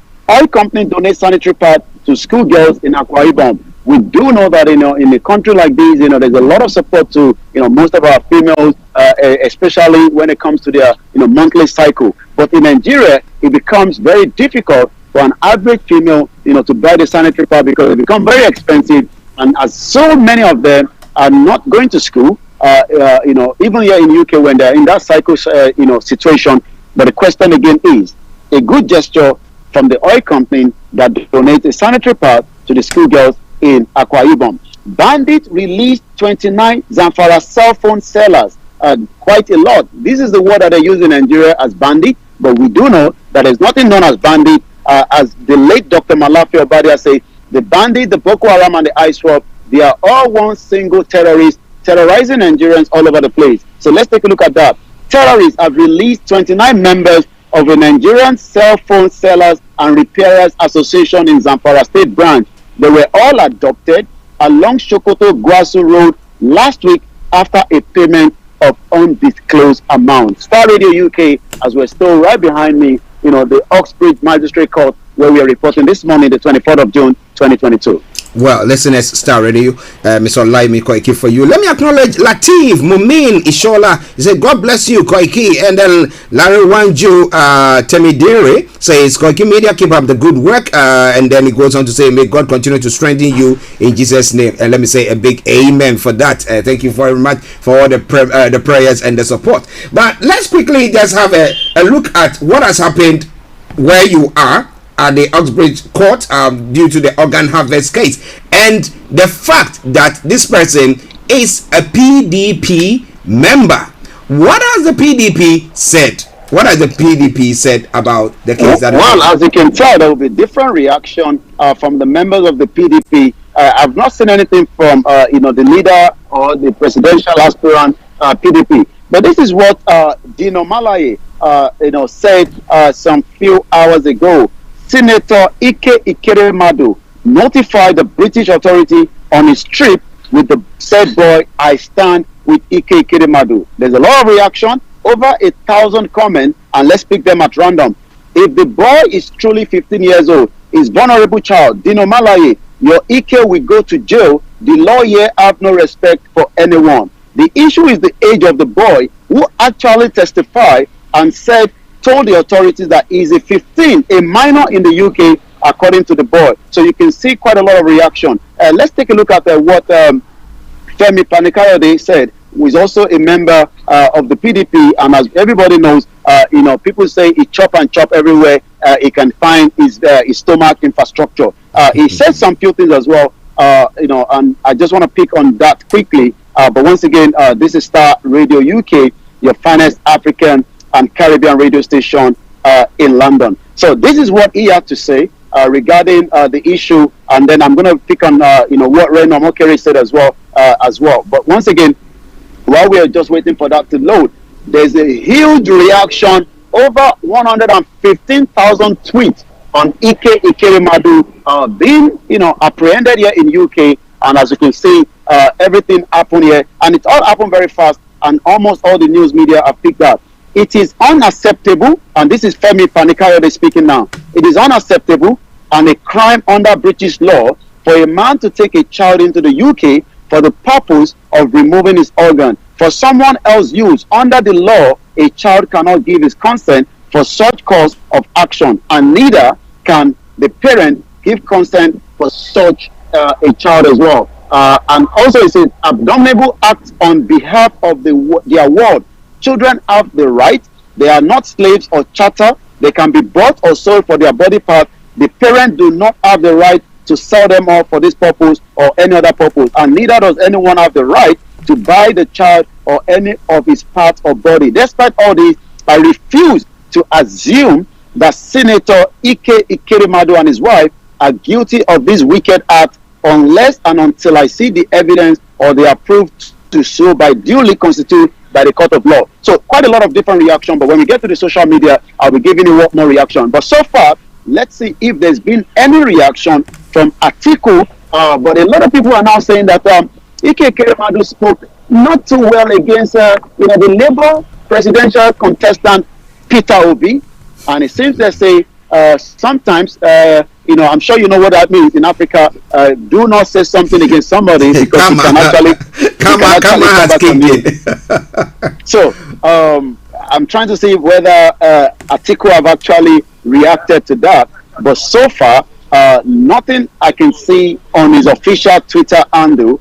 Maybe they're still wondering how these would have to go, but as we know, this case will go a very long time. 2023 for somebody like Ike Ikeremadu for now is no-go area. So is it that he's still contesting? Is he supposed to be contesting for elections as well? Well, he's not actually contesting from what I know, but he's a strong member of the PDP. He's been in the Senate since 2003. He was a one-time governor, and these are the questions that a lot of Nigerians are asking this morning. How can a one-time governor, somebody that sat in the Senate for over 10 years, he could have done more when it comes to protecting the child? I mean, not probably this particular child, because we have to say is a minor based on what the Metropolitan Police is saying. He has to argue his case when they eventually get to the court of law. But for now, a minor has been safeguarded in the UK. But a lot of Nigerians are saying, how many minors are safeguarded? When you go to Nigeria, remember we were in Nigeria some few weeks, last year when I traveled for over 6 months. You can see minors selling all kind of Hawkins across different parts of the country. And the question is, somebody like Ike Kirimadu could have done more to punish those parents.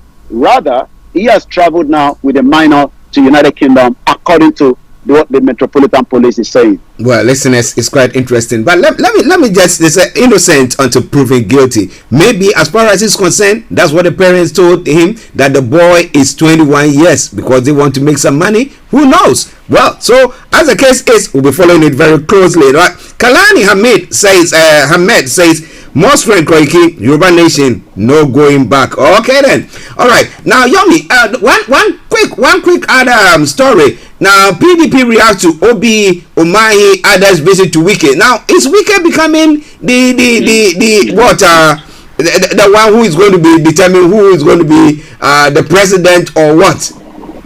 Well, Wike lost out, and I think there's still a pain in his heart. That he would have loved. I mean, if the PDP have agreed to to allow the Southeast to take power, then Wike would automatically be the right person to have grab that primaries. But the reason why Wike lost out is because Atiku spent a bit of dollar. Wike did his best, but I think dollar was much more than each other. At the moment, we saw some few days ago the Labour candidate Peter Obi went to see Wike. We're not sure for what reason. Maybe trying to woo Wike into the Labour Party. But from what I've listened carefully most of the time from Wike, the Rivers State governor, he has actually said that he has no intention of changing his political party. Would that change this time around? We would have to wait and see. But I can be telling you that there will be a lot of movement from each of these political parties, from APC to PDP, from APC to PDP, and PDP back to Labour Party. But the question again is, will there be a 2023 general election based on everything that is being projected in the country as we speak? Well, listeners, it is Star Radio UK. It is your favorite African and Caribbean radio station in London. Bringing the time now to 11:47. Reporting live from the Outbreak Magistrates Court. Ms. Olayomi Koiki. I'm Archie in the studios of Star Radio UK. Now we'll go back to Yomi for what is happening on the social media platform so that we can run up our conversation for this morning. Over to you, Yomi. Well, social media is completely on a complete lockdown, and the reason why it's locked down is nothing more than these two individuals that have traveled all the way down to United Kingdom with a minor, according to the Metropolitan Police, and that means quite a lot of conversation. So we're going to stick to that alone, and then I'm just going to read some of the tweets that is coming out this morning. Let's take a look at what Neferati at First Ladyship is saying. While we reprimand Ike Kirimadu for taking a homeless underage across border for organ harvesting, we shouldn't forget his innocent daughter Sonia, who is in most need of medical help. We pray for a successful transplant and healing. Let's take a look at what others are saying as well. Peter Obi has actually responded 2 hours ago. My family and I are with Ike Kirimadu over their travail. We join all men of goodwill in praying for the healing of the daughter. So that is just coming from the presidential candidate of the Labour Party. I haven't seen anything from the APC. Neither have I seen anything from the PDP. Aye Mojuba, someone should remind those behind the wish-washing that UK government and the police are in charge here, not Nigeria. Rather than waiting for London Metropolitan Police to release more evidence that prompted the arrest, you people are busy damaging what is left of Ike Ikirimadu. You can tell that there's a lot of reaction. Bulama Bukati, the charges against Ike Ikirimadu are serious. If found guilty of human trafficking for organ harvesting on indictment, he could face up to life imprisonment under Section 2, Section 5 of the Modern Slavery Act 2015. If convicted summary, he could face 12 months in jail or unlimited fine. So we'll have to wait and see what is going to happen next. But for now, it is the weekend start here on Star Radio UK. Remember to follow us on everything that will be coming up on Star Radio UK. And as we continue to bring all the latest news about Nigeria, the self-determination, and likewise the ongoing most important case that is about to kickstart here in UK in a couple of days' time. Yes, listeners, Mr. Olayomi Kweke for you. And let me take the opportunity to say good morning. Yes, it's morning still to Simone Frazier, who is in the studio as well. Nice to see her here. Now, Yomi, before we run up, what are there any plans for the Yoruba Nation over the weekend? Any plans there at all?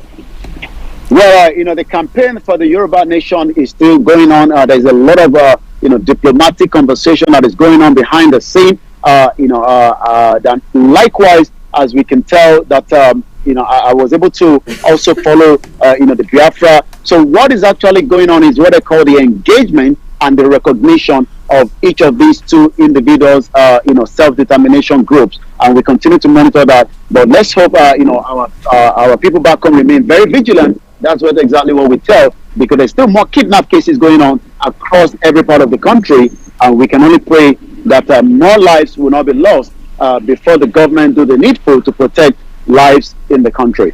Well, before you go, the president did make a statement to the prime minister that if they want to help the security issue that is going on the African, or especially the sub-Saharan African area, then they have to see to Libya. Now, can you just throw a lot of light on that quickly before you go? When I saw that the president is saying that the UK should focus more on Libya, we do know that after the death of Gaddafi, there's a lot of instability. We have a lot of Yorubas that are living in Libya, and when they call into the program, what they're telling us is their life is still much better, even in the midst of the chaos in Libya, than going back to Nigeria. They talk about how things are very cheap in terms of the petrol, in terms of the gas cooking, the cooking gas, and likewise the money that they are making. So they would rather stay in Libya that has the uncertainty than going to Nigeria. So I'm not sure why, the president telling Boris Johnson in Kigali, with the Commonwealth that is ongoing, that they should focus more on the, Libya than what we know in Nigeria, where terrorists have actually taken control of almost every part of the local government in different part of the country. Wow. Listeners, it is Starr Radio UK. We want to say thank you very much for joining us on the updates from Nigeria. Like we say Nigeria should not happen to you. May Nigeria not happen to you, because Nigeria happens to you, it's not a good thing at all. So I will agree with them there once again. But Yomi, before you go.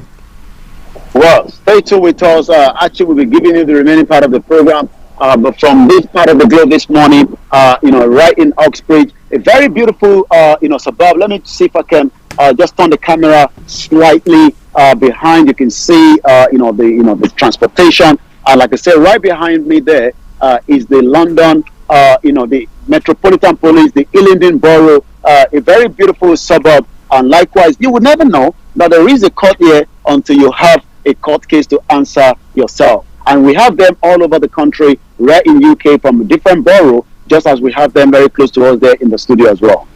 Okay, so have a lovely weekend, and we catch up later then. Bye for now. All right then.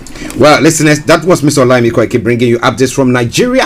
We're going to be taking some nice tune from Nigeria, from the late Raskimono, who says under pressure. If the country is not under pressure, a whole politician will not take a late underage boy to the country, to the UK, to come and harvest their organ. Why would they do that? If they have put things in order nicely, having good hospitals and everything, would they do that? Okay. Let your comments still continue to come to me. Yes, you can post it on our Facebook page. As I said, at 12 o'clock, I'll be opening the lines for you to join in the conversation. So stay tuned, enjoy this music, and I'll be with you.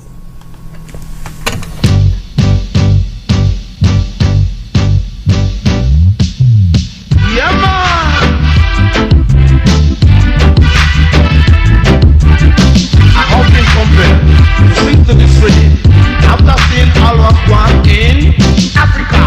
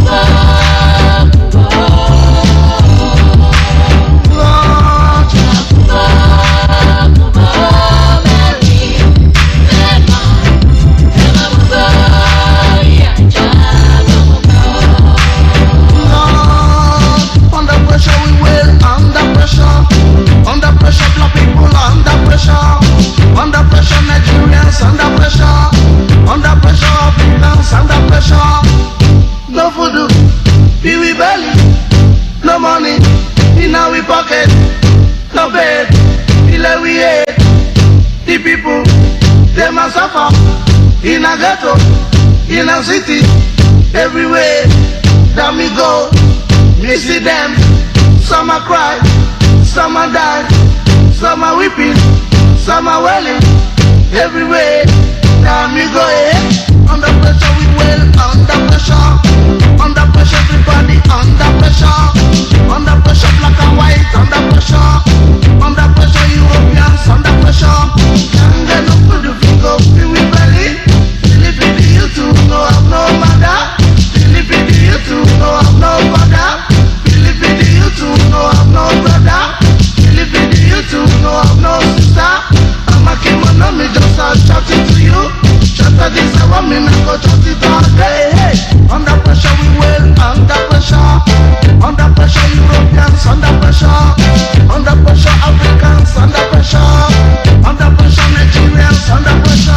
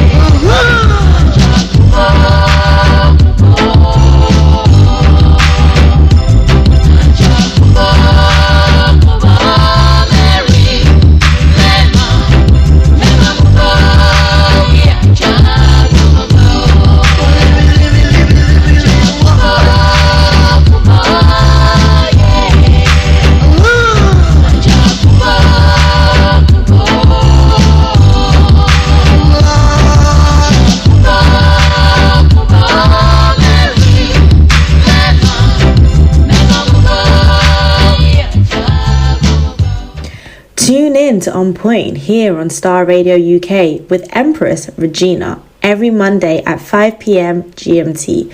Looking forward to your company. Hi guys, this is your friend Uruj from Sendwave. Sendwave is a money transfer app that is used by people all over the world to send money to their loved ones in Africa.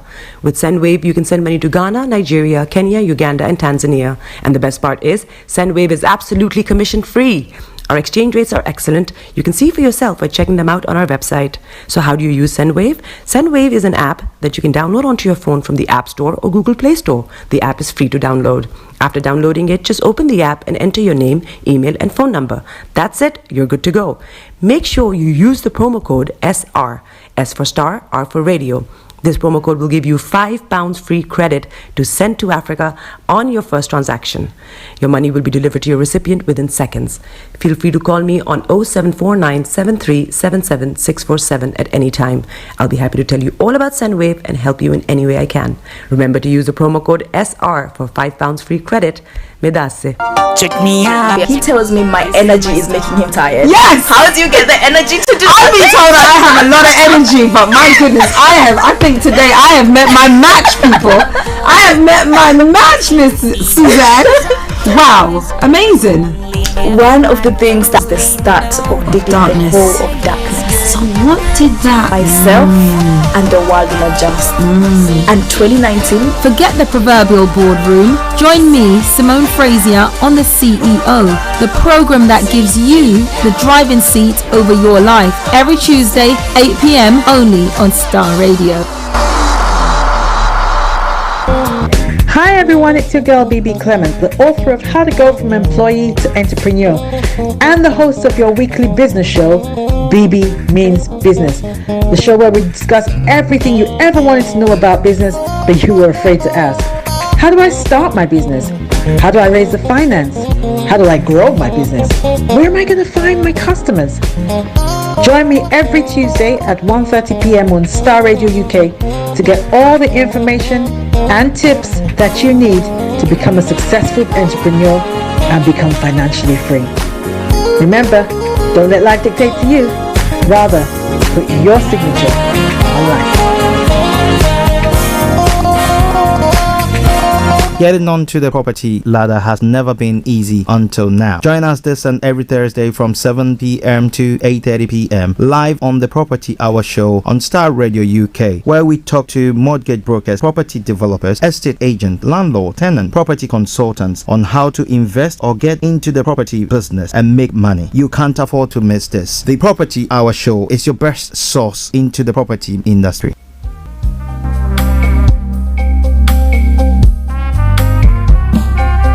Are you looking for the fastest, reliable, and trustworthy door-to-door shipment company? Well, look no further. When was the last time your family received a shipment back in Ghana on time and in time? You are not sure? Well, shippers, we pride ourselves with being the fastest, reliable, and trustworthy shippers you can use. You are assured of a prompt pickup anywhere in the UK by our personnel. They also make sure your items are well packaged to get to its destination in time. When it comes to door-to-door shipment, look no further. Well, shippers, contact us on 07939009321 or 07498911820. Or you can visit our website www.welllamp.co.uk. You can also drop us a mail, info@welllamp@gmail.com. Well Lamp Shippers, fast, reliable, and trustworthy.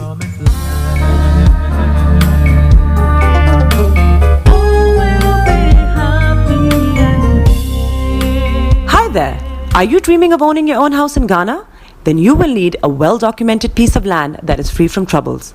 I highly recommend My Africa Property for any size of land that you will need. With My Africa Property, lands are available in Programme, Sopoli, Tohenia, Ogome, Dodova, Winneba, and many other locations at affordable prices. These locations are about an hour away from the airport, only 35 minutes from the motorway, 10 minutes drive from Central University College, 10 minutes drive to the beach, and close to Programme Senior High School and Ghana Men's Soccer Center of Excellence.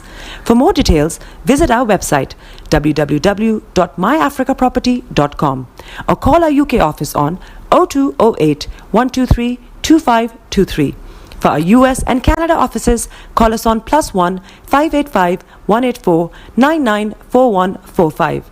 You can also email us at ghana@myafricaproperty.com. Tune in to On Point here on Starr Radio UK with Empress Regina every Monday at 5 p.m. GMT. Looking forward to your company. Hi guys, this is your friend Uruj from Sendwave. Sendwave is a money transfer app that is used by people all over the world to send money to their loved ones in Africa.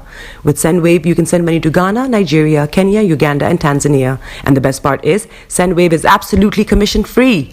Our exchange rates are excellent. You can see for yourself by checking them out on our website. So how do you use Sendwave? Sendwave is an app that you can download onto your phone from the App Store or Google Play Store. The app is free to download. After downloading it, just open the app and enter your name, email, and phone number. That's it. You're good to go. Make sure you use the promo code SR. S for Star, R for Radio. This promo code will give you £5 free credit to send to Africa on your first transaction. Your money will be delivered to your recipient within seconds. Feel free to call me on 0749 7377 647 at any time. I'll be happy to tell you all about Sendwave and help you in any way I can. Remember to use the promo code SR for £5 free credit. Medasse. Check me out. He tells me my energy is making him tired. Yes! How do you get the energy to do I've been told that I have a lot of energy, but my goodness, I think today I have met my match, people. I have met my match, Miss Suzanne. Wow, amazing. One of the things that's the start of the darkness. Of darkness. So what did that myself and the world will adjust? And 2019, Forget the proverbial boardroom. Join me, Simone Frazier, on the CEO, the program that gives you the driving seat over your life. Every Tuesday, 8 p.m. only on Starr Radio. Hi everyone, it's your girl BB Clement, the author of How to Go from Employee to Entrepreneur and the host of your weekly business show, BB Means Business, the show where we discuss everything you ever wanted to know about business but you were afraid to ask. How do I start my business? How do I raise the finance? How do I grow my business? Where am I going to find my customers?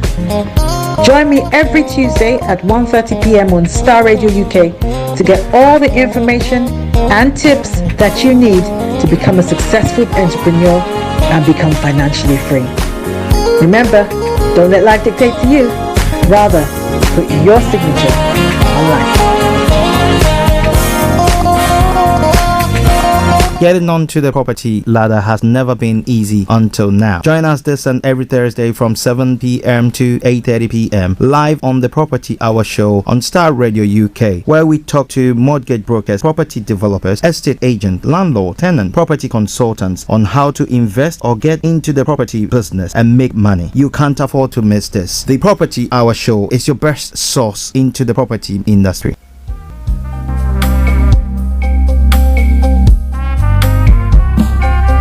Are you looking for the fastest, reliable, and trustworthy door-to-door shipment company? Well, look no further. When was the last time your family received a shipment back in Ghana on time and in time? You are not sure?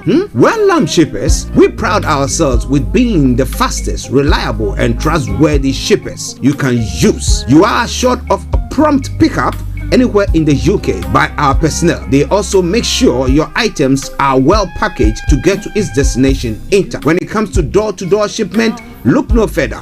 Well, shippers, contact us on 07939009321 or 07498911820. Or you can visit our website www.welllamp.co.uk.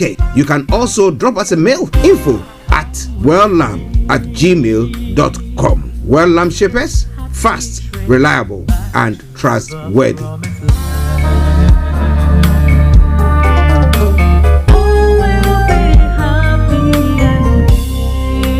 Hi there. Are you dreaming of owning your own house in Ghana? Then you will need a well-documented piece of land that is free from troubles. I highly recommend My Africa Property for any size of land that you will need. With My Africa Property, lands are available in Programme, Sopoli, Tohenia, Ogome, Dodova, Winneba, and many other locations at affordable prices. These locations are about an hour away from the airport, only 35 minutes from the motorway, 10 minutes drive from Central University College, 10 minutes drive to the beach, and close to Programme Senior High School and Ghana Men's Soccer Center of Excellence. For more details, visit our website www.myafricaproperty.com or call our UK office on 0208 123 2523. For our US and Canada offices, call us on +1 585 184 994145. You can also email us at ghana@myafricaproperty.com. Welcome back to the program. It is Starr Radio UK, your favorite African and Caribbean radio station in London, bringing the time now to 9 minutes past 12. And you know what? Why I took a long break? Because I was watching a video that was being shown me by one of our presenters, and it's about one of the youth who was arrested by police, handcuffed. I mean, the way he was, let me put it this way, manhandled by his boy. Just a 14-year-old boy, where the police were claiming that he had a knife on him. However, they never found any knife on him. So it's quite worrying. It's quite worrying. You ask yourself, you look at that, you ask yourself the question: do I bring up my boy child here in the UK? Is it going to have a fair system? I mean, when it comes to education, when it comes to after his education coming to the job front, will he be treated fairly? We talk about racism and all those stuff, but people say, oh, there's no more racism. Well, you know what? Every day, Black Lives Matters, blah, blah, blah, blah. But when it comes to reality, it is happening. It is happening. But how do we solve that so that we make sure that our boy child, especially, is growing up in a good community and growing up to be whatever they are supposed to be. Well, I want to know what you think about that. But let me acknowledge Aleshiwu Adremileku. Okay, I hope I didn't massacre your name. It's a Yoruba Nation now, not going back. Yoruba Nation, not going back. Thank you very much. And join us. Yes, we'll be joining you. Okay then. Now let's quickly move on to some of the other stories making the rounds. I'll touch on a couple of them, and as I said, at 12:30 exactly, I'll be taking you to Kent, where our money man is. He will bring you the money hour. So we've got about only call it 19 minutes for that program to take place. So wherever you are, don't even think of touching the dial. It is Starr Radio UK, your favorite African and Caribbean radio station in London.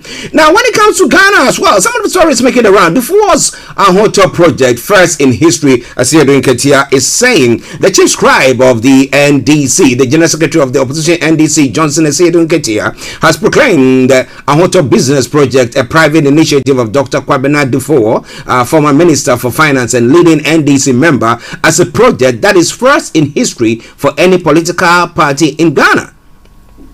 The general secretary has also known as General Mosquito, was speaking during a party occasion to officially endorse and launch the Hotel project at the NDC headquarters in Adabraka, Accra yesterday. Now, he said he was not surprised it was Dr. Kwabena Dufour who initiated the historic NDC Ahoto project, because he was the same finance minister who turned Ghana's economy around. Now, this project is the first of its kind since our party was established. We have been engaging with a donor, and we want to collaborate with Dr. Dufour to structure the project very well in accordance with the party's principles, procedures, and laws. This is what caused the delay in our officially endorsing the project, because remember back in the day, about a couple of weeks ago, they were saying that the leadership of the NDC decided to sideline Dr. Dufour's project that now they are hailing as one of the best or the first in its kind in the country. We're also coming away from Starr Radio UK. A couple of other stories quickly from Ghana before we move on. Now, the Tema Oil Refinery has been permitted to negotiate lease agreement to refine crude oil with Decimal Capital Limited. The story says management of the Tema Oil Refinery has announced that the Ministry of Energy has permitted the oil company to negotiate a lease agreement to refine crude oil with a private investor, Decimal Capital Limited. Nato, in a press release, stated that the Decimal Capital Limited proposal emerged as the most appropriate to meet the needs of the refinery among the hosts of proposals that were presented. According to TOR, the deal is expected to boost the local supply of refined oil products and help stabilize the Ghana city in the lace of the ongoing international oil market crisis.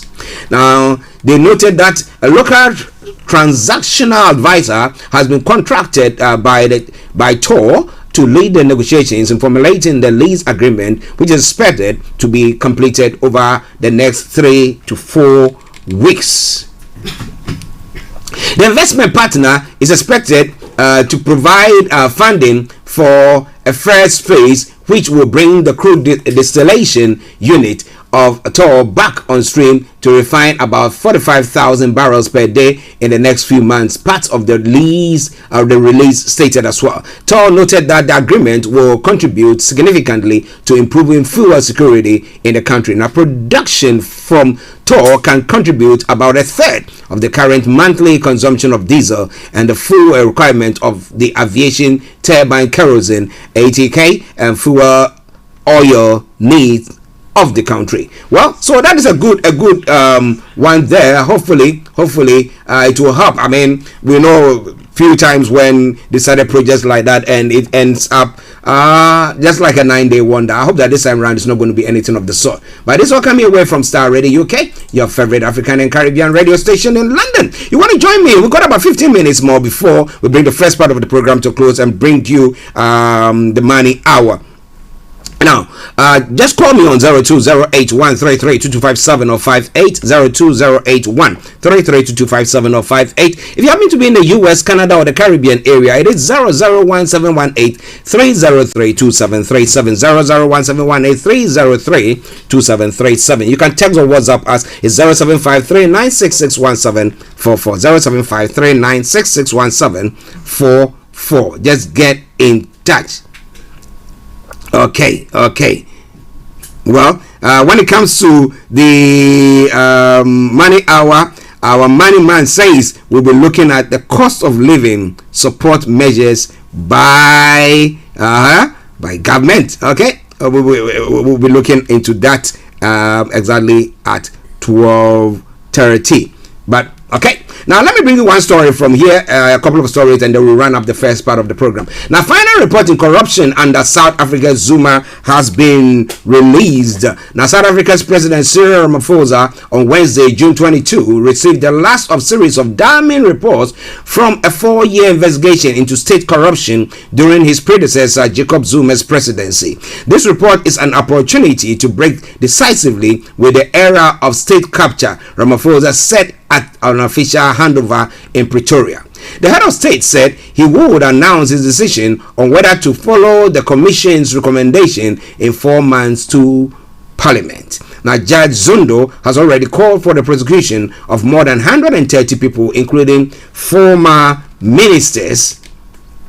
Now, former President Jacob Zuma, on parole after being sentenced to 15 months in prison for refusing to testify before the Commission of Inquiry set up in 2018, is accused of organizing the looting of state coffers for the benefit of a circle of politicians and powerful businessmen of Indian origin, the Gupta brothers. Okay, so it is Starr Radio UK, your favorite African and Caribbean radio station in London.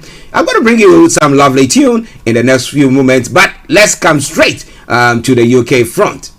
Now, major blow to Johnson as Tories lose 2 by-elections. And the question on the lips of most people is, will Boris Johnson also step down as the chairman of the Conservative Party has stepped down or has resigned? Now, Boris Johnson vows to keep going on as Prime Minister after 2 major by-election defeats for the Conservatives. The Lib Dems stormed to victory in the former Tory stronghold of Tiverton and Hannington, while Labour reclaimed its traditional seat in Wakefield. The Conservative Party co-chairman Oliver Dowden has resigned, and other senior Tories are calling for Johnson to go as well. Now, some key cabinet members say now is the time to focus on getting the Conservative message across, but others are silent. Now, Labour Sir Keir Starmer claims the Conservatives are imploding, while Lib Dems Ed Davey says it is time to show Boris Johnson the door.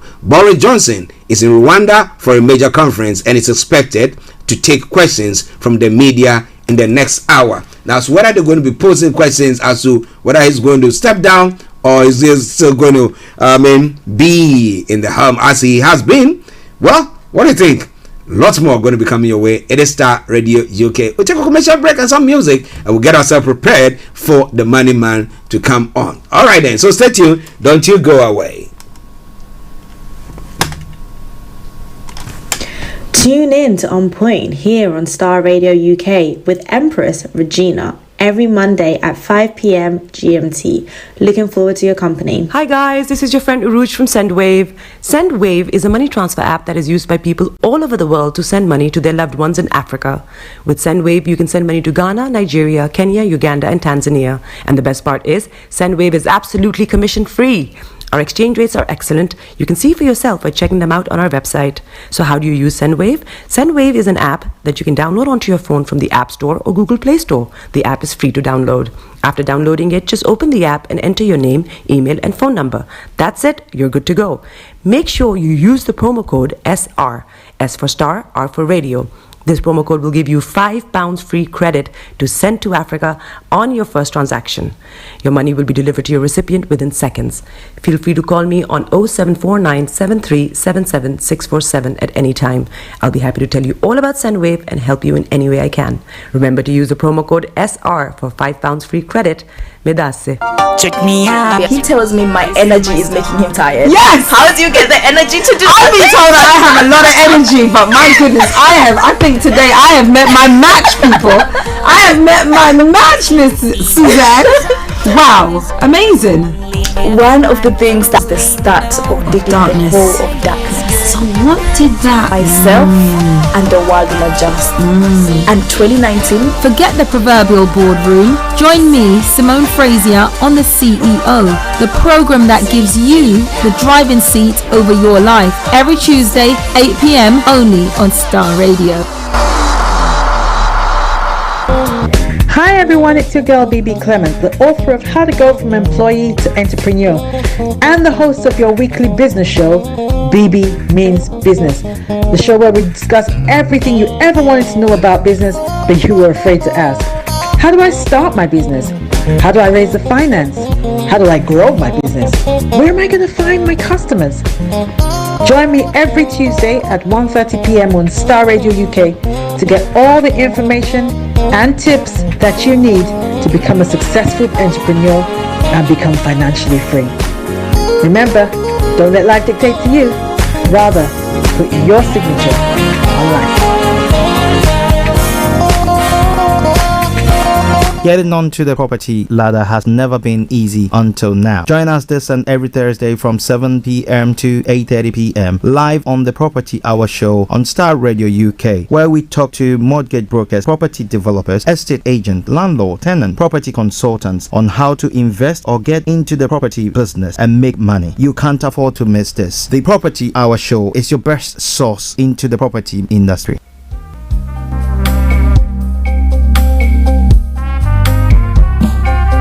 Are you looking for the fastest, reliable, and trustworthy door-to-door shipment company? Well, look no further. When was the last time your family received a shipment back in Ghana on time and in time? You are not sure?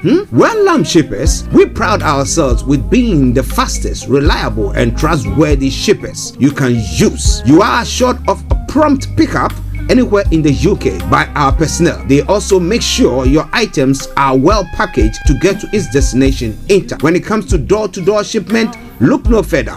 Well, Lamb Shippers, contact us on 07939009321 or 07498911820. Or you can visit our website www.welllamp.co.uk. You can also drop us a mail, info@welllamp@gmail.com. Well Lamp Shippers, fast, reliable, and trustworthy.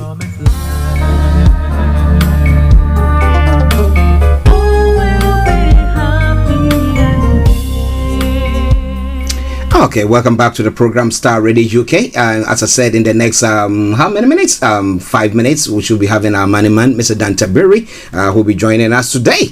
And today we're looking at cost of living crisis in the country at the moment, and then we'll be looking at energy bill support scheme, pension cost of living payment, and disability cost of living payment, increase in household support fund. Oh, there are lots of funds around.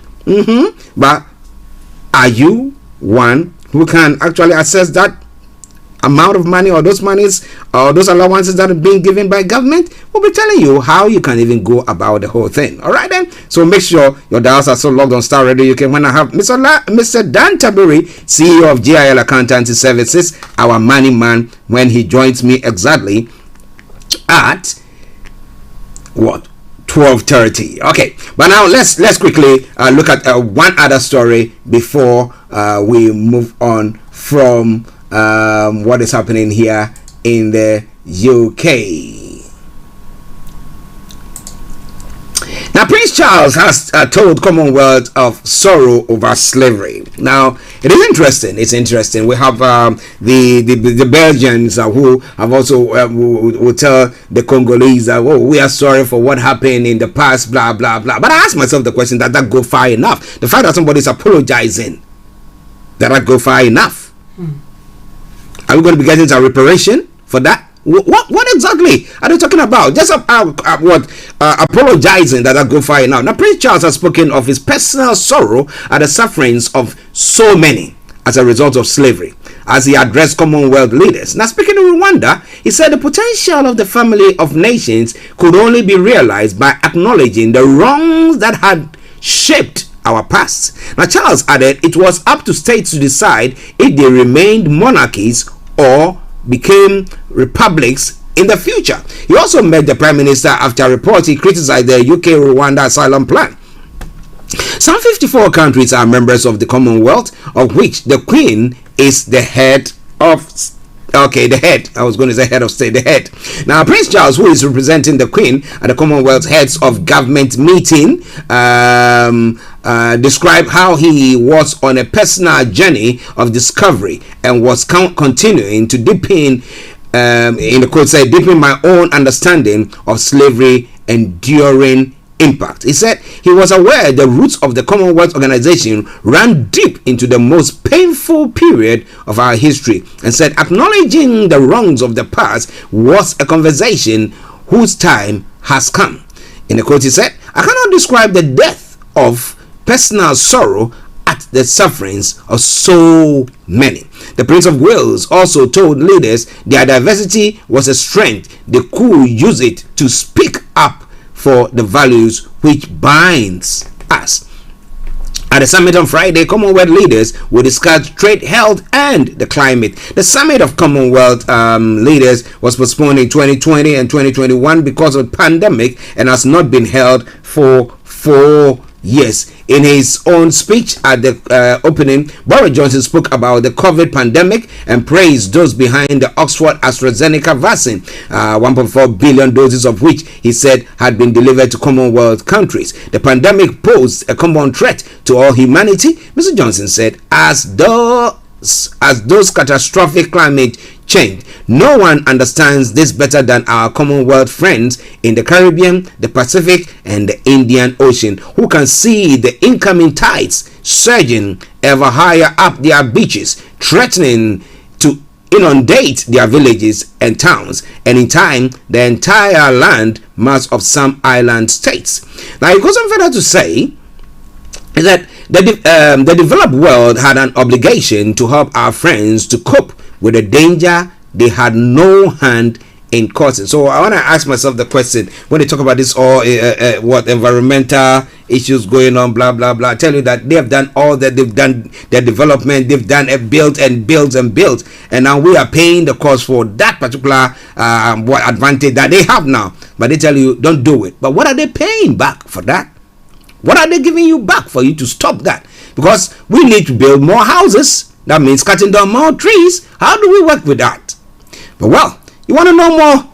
The conversation will continue on Monday when I come back on this morning show once again. But for now, we're going to take a musical break, and once we come back, we'll be having Mr. Dan Tabiri, CEO of GL Accountancy Services, our money man, joining in. So wherever you are, whilst you are on the platform, those of you on the Facebook, those of you on the YouTube, and all the other channels, please don't go away. Let me see whether I can acknowledge a few of you who are on the YouTube channel, because I forgot to actually activate yours so that I could read your comments there. But let me quickly go there to see comments that have come through. My sincere apologies, as I said earlier on. My goodness. Now, Michael Ade, good morning to you as well. James Lincoln, Buhari brought Tanko from Bauchi State Sharia Court to be the Chief Justice of Nigeria. Tanko is a PhD holder in Sharia law. He knows nothing about law, only Sharia law. My goodness. He goes on to say hijab ruling means that they are telling you that Nigeria is Islamic State. Now, Turkey was a Christian country. Where is Turkey today? Is now Muslim country. Okay, it goes on. Generalized hijab is also school. It's all schools. Now, means Islamization. Okay, in all schools, that's what you want to say. Means Islamization. If Christian schools said no hijab, you follow their rules. If Islamic schools said only hijab, allow you follow their rules. Now, it goes on further to say, if you have a Sharia court judge Tanko, Chief Justice of Nigeria, you guys are under Sharia law without knowing. He further says Tanko believes in Sharia law, not democracy. How can Sharia court judge Tanko, Chief Justice of Nigeria, Babangida gave $20 billion to OIC in order to Islamize Nigeria in 1988. Wow. Okay, and Liz Dada says good morning to Yomi as well. And she says they are just wicked people. It catches up with them. This is someone's child. They are evil. He's talking about the organ harvest. And then Ikwara Madu cup is full. Good morning, everyone. That's from Royal Ade. And then Moses Olaniran says Clifford Oji is an uncle to Ekemerado, so he must have been doing it for longer. Metropolitan Police should press hard. Okay, I wouldn't say the words that he's used there. Okay, now Lisa Dada says Ike Ekemerado and his wife are wicked. They will be prosecuted. And then we have Moses Olaniran. I would say that Ike Ekemerado. Just bear with me whilst I try to bring you all that. Okay, Nigeria is a crime scene, and it goes on. Break Nigeria, says Liz. And then we have Moses Olaniran, who also says I saw demons flying everywhere like birds when I was in Nigeria. Oh my goodness, in March 2022, just 3 months ago. I always rebuke them by the power of prayer. Very frightening. Oh goodness. Well, those are some of the comments that have come your way from the YouTube channel as well. But it is all Star Radio UK. We're going to take a musical break. We come back. We'll be having Mr. Dan Tabiri, CEO of GIL Accountancy Services, joining in. But continue to let your comments come through. Star Radio UK, your favorite African and Caribbean radio station in London. 3 Little Birds by 3B40 Joy. Once again, we're back, and it's Dominique and Claudette and Heather, and we're going to be doing one of our favorite songs. Turn it on. Turn it up. While the others keep on talking, we keep on rocking.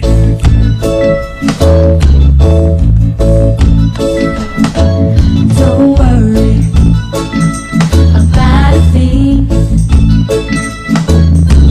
Every little thing is gonna be alright. Don't worry about a thing.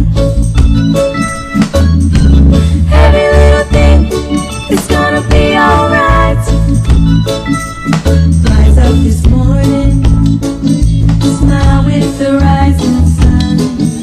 3 little birds pitch by my doorstep. This is Starr Radio UK. Broadcasting worldwide, online 24/7. You know this is my message to you. Don't worry about a thing, 'cause every little thing is gonna be alright. Don't worry about a thing. Every little thing is gonna be alright.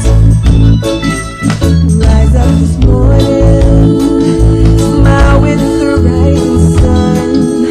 3 little birds by my doorstep, singing sweet songs.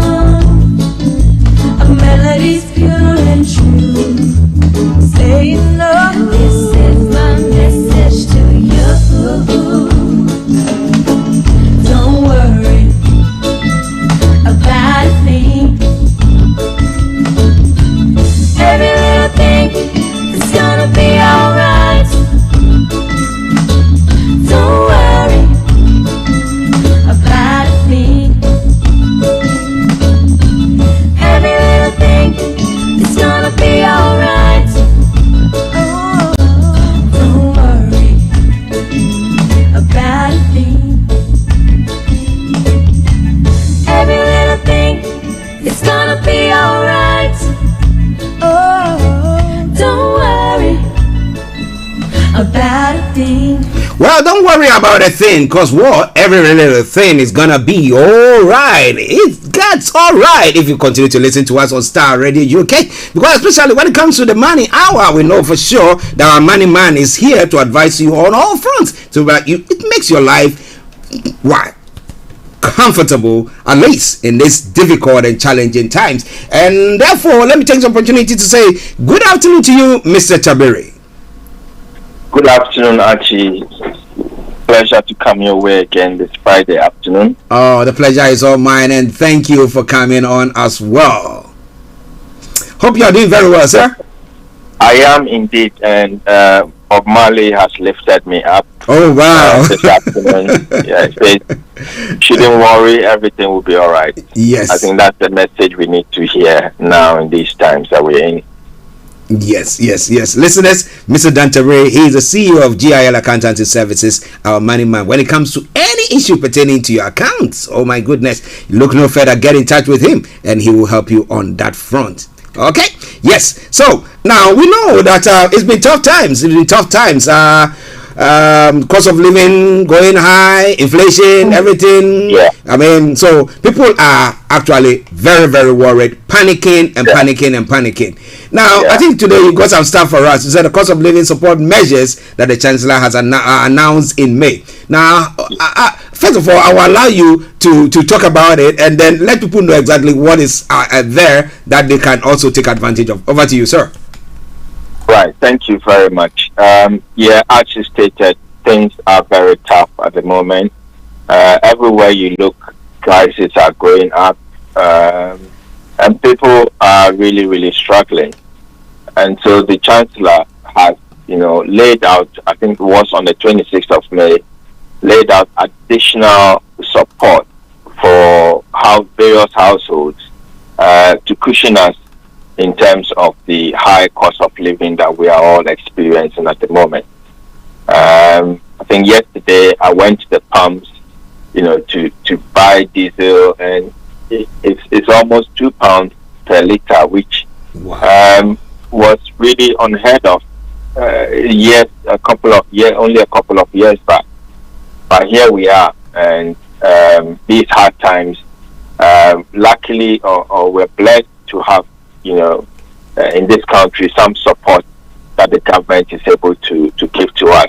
It's important that we take control of this information and make sure that whatever you are entitled to, you use the information to be able to get it, and ensure that you are receiving what you need to be able to get you through these tough times. Okay. Now, some of the measures that have been announced, I'll go through each one.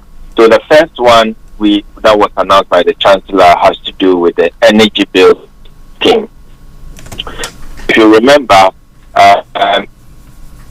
last autumn, Chancellor's statement, he announced a winter loan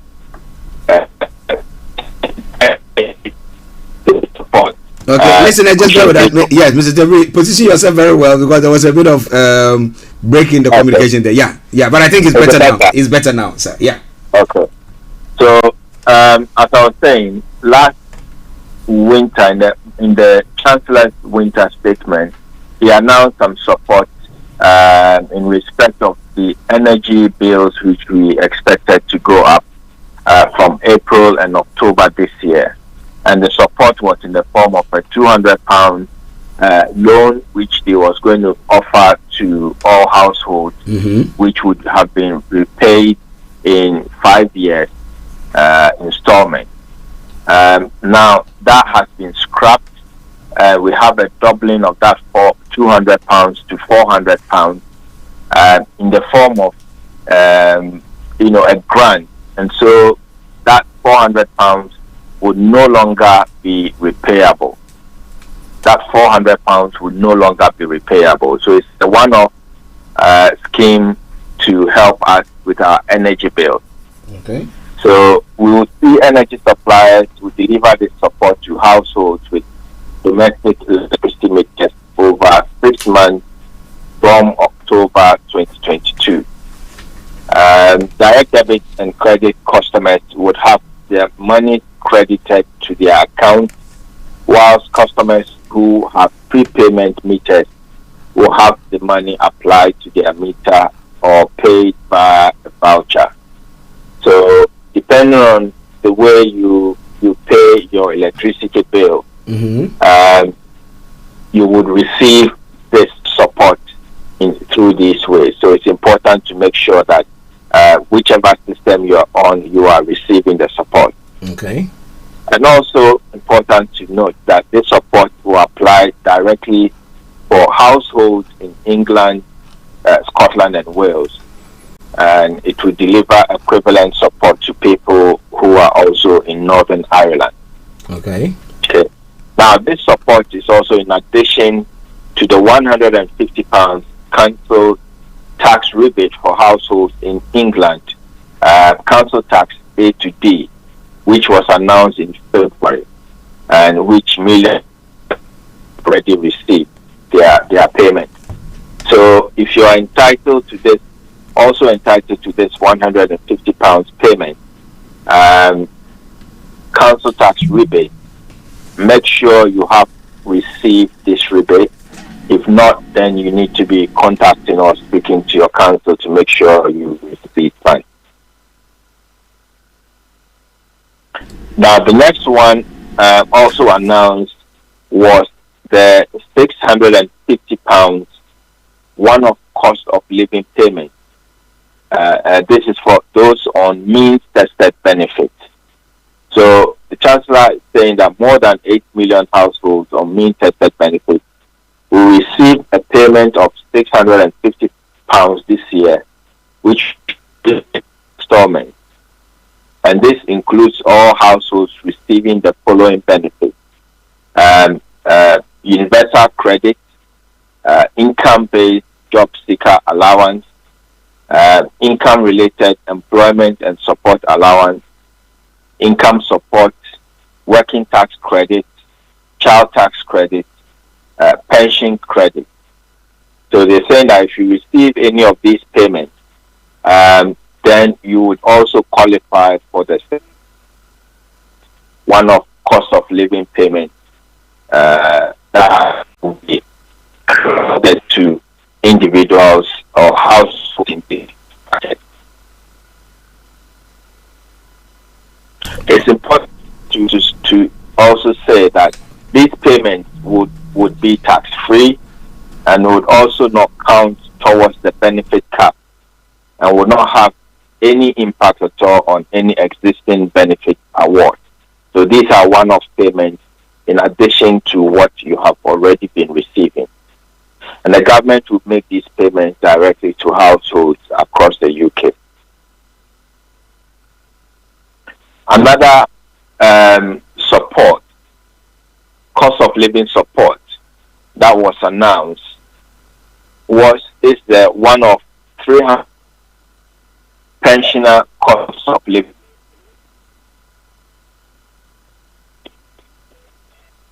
Okay, listeners, just bear with us. I think we're having a connectivity issue with Mr. Tabiri, but he's working on it. He will position himself so that we can get through to it, because it's quite a very, very important program that we are holding today, and that pertains to costs of living support, so that when you are listening to us, or if you are listening to us, you know where to go or what support is there for you to access. So please just bear with us. Let me see whether I've got him back. Mr. Tabiri. Hello, can you hear me? Yeah, we can hear you now. Yes, please go on, sir. Okay, really sorry. I think the airwaves are a problem with the connection today. Yeah. So stop me if it breaks again. Okay, sir. We'll do. Yeah. So another one to look at is the one of £300 pensioners cost of living payment. And we know that pensioners are impacted by high energy costs. And many low-income pensioner households do not claim the means-tested benefit they are entitled to. And so the Chancellor has provided this £300 extra payment to help pensioners cover the rising cost of energy this winter. This is in addition to the £400 grant that all households would benefit from. So this additional one-off payment would go to over 8 million pensioner households across the UK who already received the winter fuel payment and will be on top of any other one-off support. So a pensioner household is entitled to, for example, where they are on pension credit or receive disability benefits. Eligible households who currently receive between 200 to 300 pounds would you receive another 300 pounds, effectively a doubling of this winter support payment.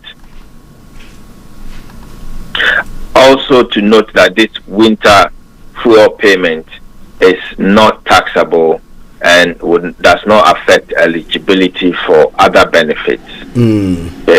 So all pensioner households will get the one-off pensioner living cost as a top-up of their winter fuel payment, expected in November or December in the coming winter.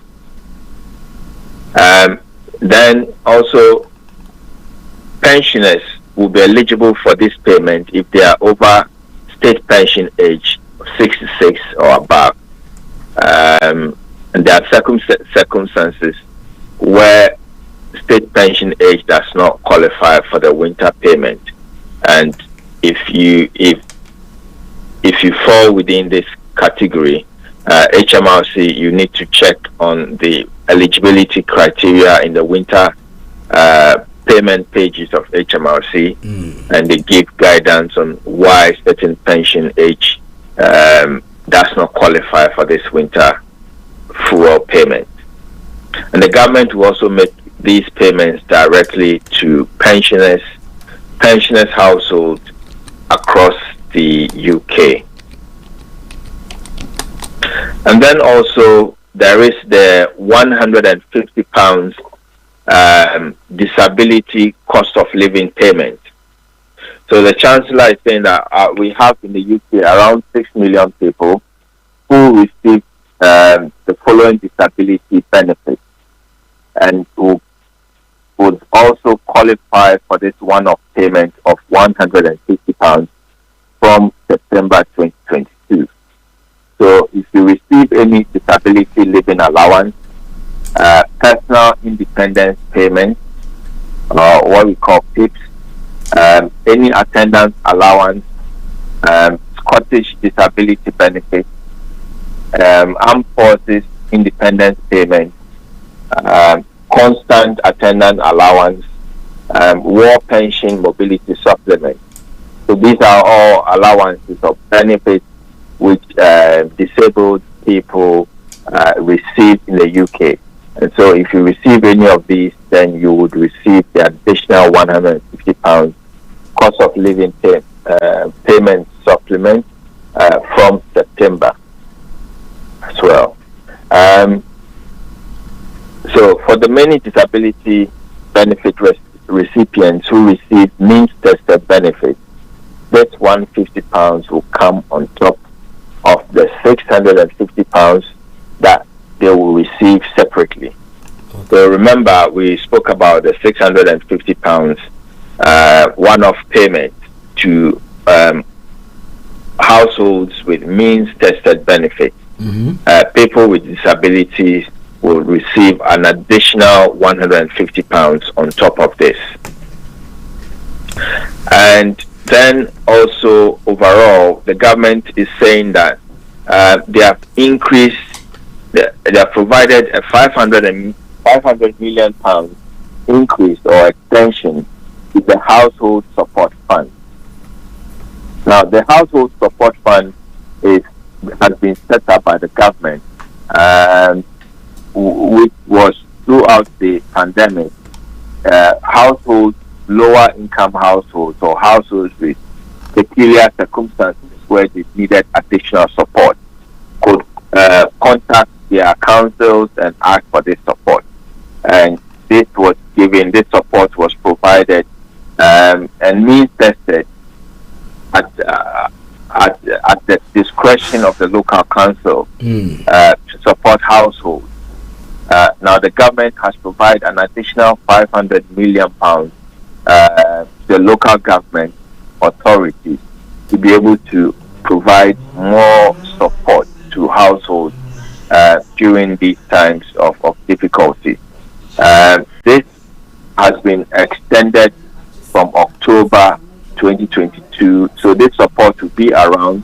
It was due to end in October 2022, but this has been extended further to March 2023.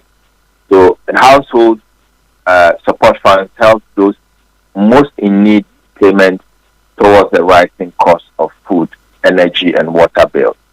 And please note, this is also in addition to other support schemes that have previously been announced.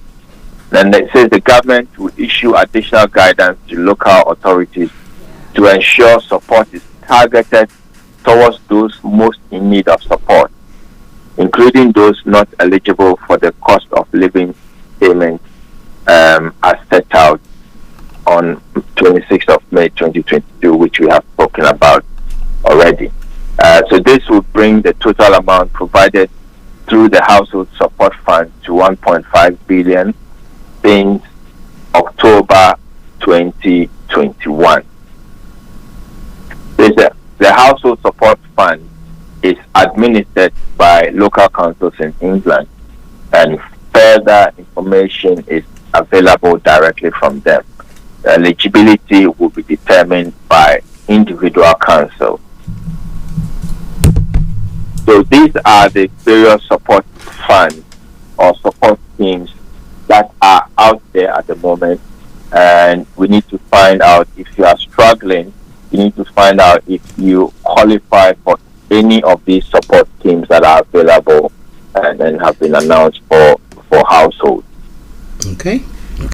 Well, listeners, Mr. Dan Tabiri, CEO of GIL Accountancy Services, and today we are looking at cost of living support scheme that was announced by the Chancellor of the Exchequer, and I run through a few of them. But eligibility, first of all, let's look at the 650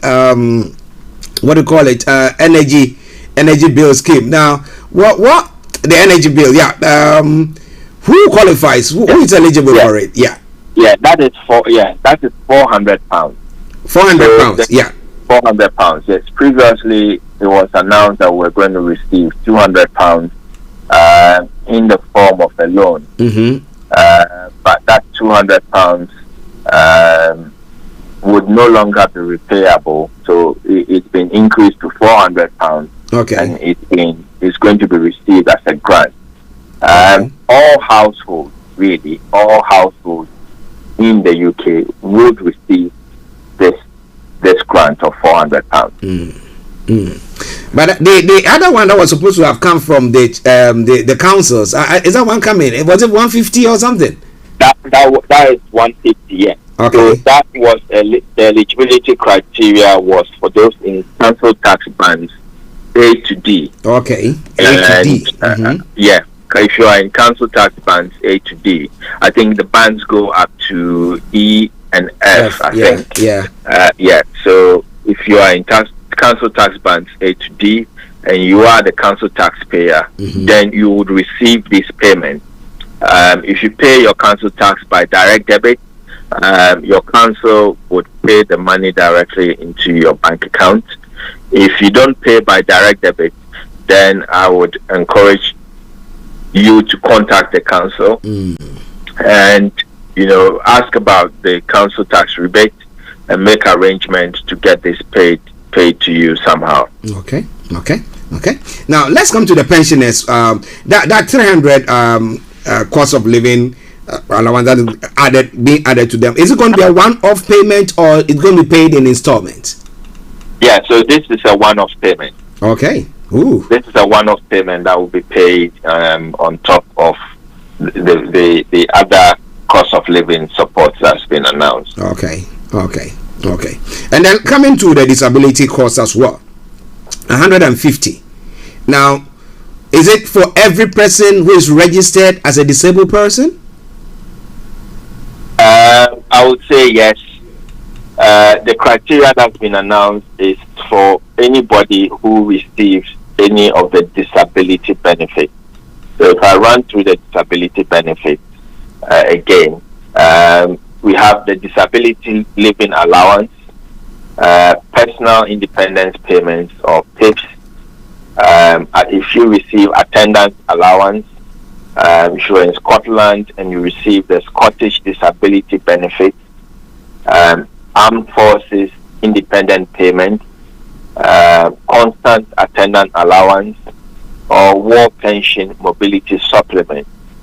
If you receive any of these disability allowances, then you would qualify for the additional 150 disability one-off cost of living payment. Okay. Well, listen, that's information for you. Now, the final one was the 500 million the government increased household support fund. Now, which households? You were saying that there's a criteria there, but who determines? What will qualify? So this is really at the discretion of the local councils. Okay.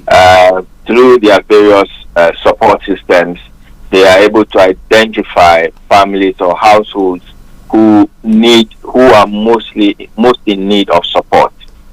So I think this will be special situations, special cases where indeed there's what we would probably call poverty in these households. So it's very targeted, and each local council or local authority have their own criteria for determining who receives this household support fund. But that should deter no one. I think if you feel that you need additional support, by all means contact the council and make an application to receive something from the household support fund. In this country, the way things work, if you don't ask, you don't get. So if you are in need and you need the support, then by all means put in an application and hear what they have to say. Okay, put in an application and hear what you have to say. Now, there are others who listen to such programs and they are interested in doing it, but they get worried. They don't know what to do. Do you think that they will need extra hand, like consulting an accountant like you to maybe guide them or something like that? Or is it straightforward? It should be straightforward. If you are already on some of these benefits already, then I would expect that these payments will come to you automatically. Okay. The only one that you would probably need to push and press and apply for will be the household support fund, because that is issued by the council, and the council may determine households who are most in need through their own work. Some others, if you are not on the radar of the council, then you would miss out. And so I would ask that if you believe that your household is definitely in need, speak to the council. I'm sure they have processes for making this application. It's not standard, it differs from council to council.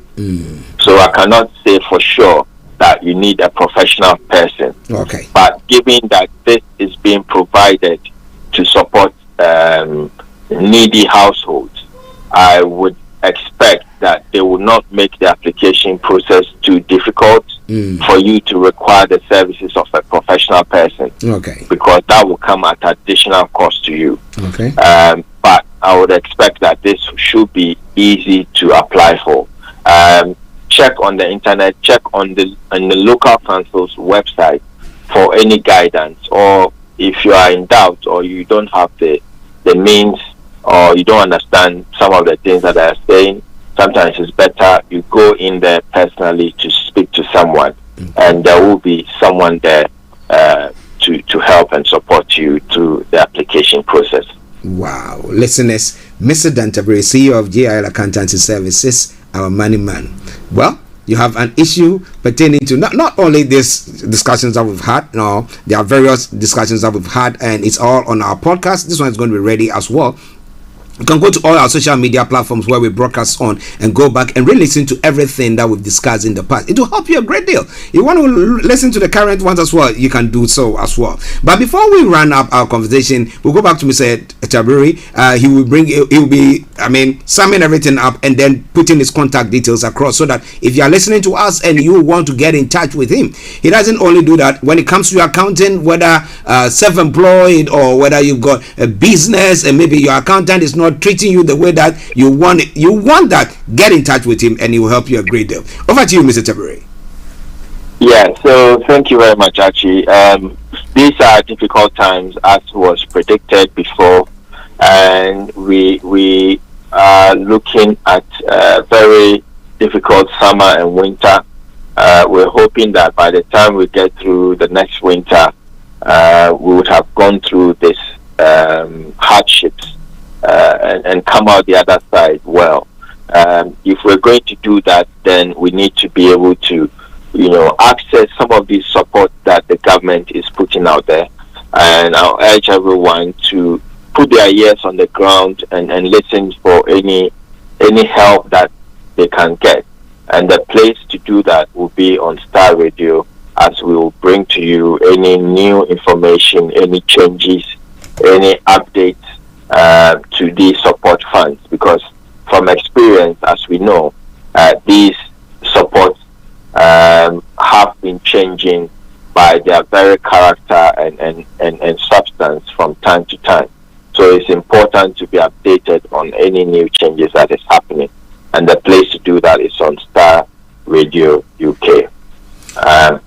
If you need any help with any accountancy support or accountancy needs, you can reach out to me on my mobile number 07961248834, 07961248834, or you can reach me if you prefer email. It's done at gilaccountants.com.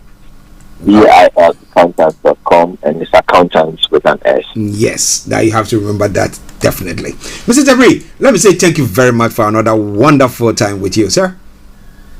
You're most welcome, and lovely speaking to you and your wonderful listeners.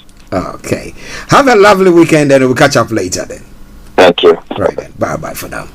Well, listeners, that was Mr. Dan Tabiri, CEO of GIL Accountancy Services, our money man. And today we looked at, the high cost of living. Well, government has got some support scheme that is rolled out. Now go back to the podcast or go to the broadcast and re-listen to it. If there are any questions, feel free. The contact details that he put across, get in touch with him. He will throw more light on it. But top of it, if you have any issue with your accounts, oh my goodness, make sure you get in touch with him. He gives you a good service and a good price as well. What about that? So on that note, let me say thank you very much to each and every one of you who tuned in this afternoon from morning to listen to us on this morning show.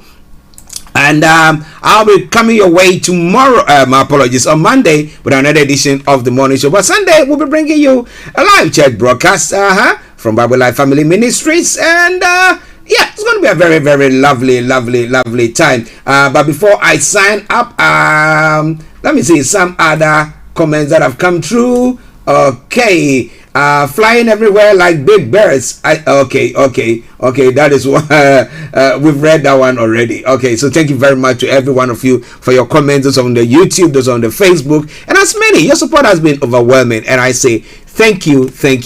But enjoy this tune. I did bring up earlier on.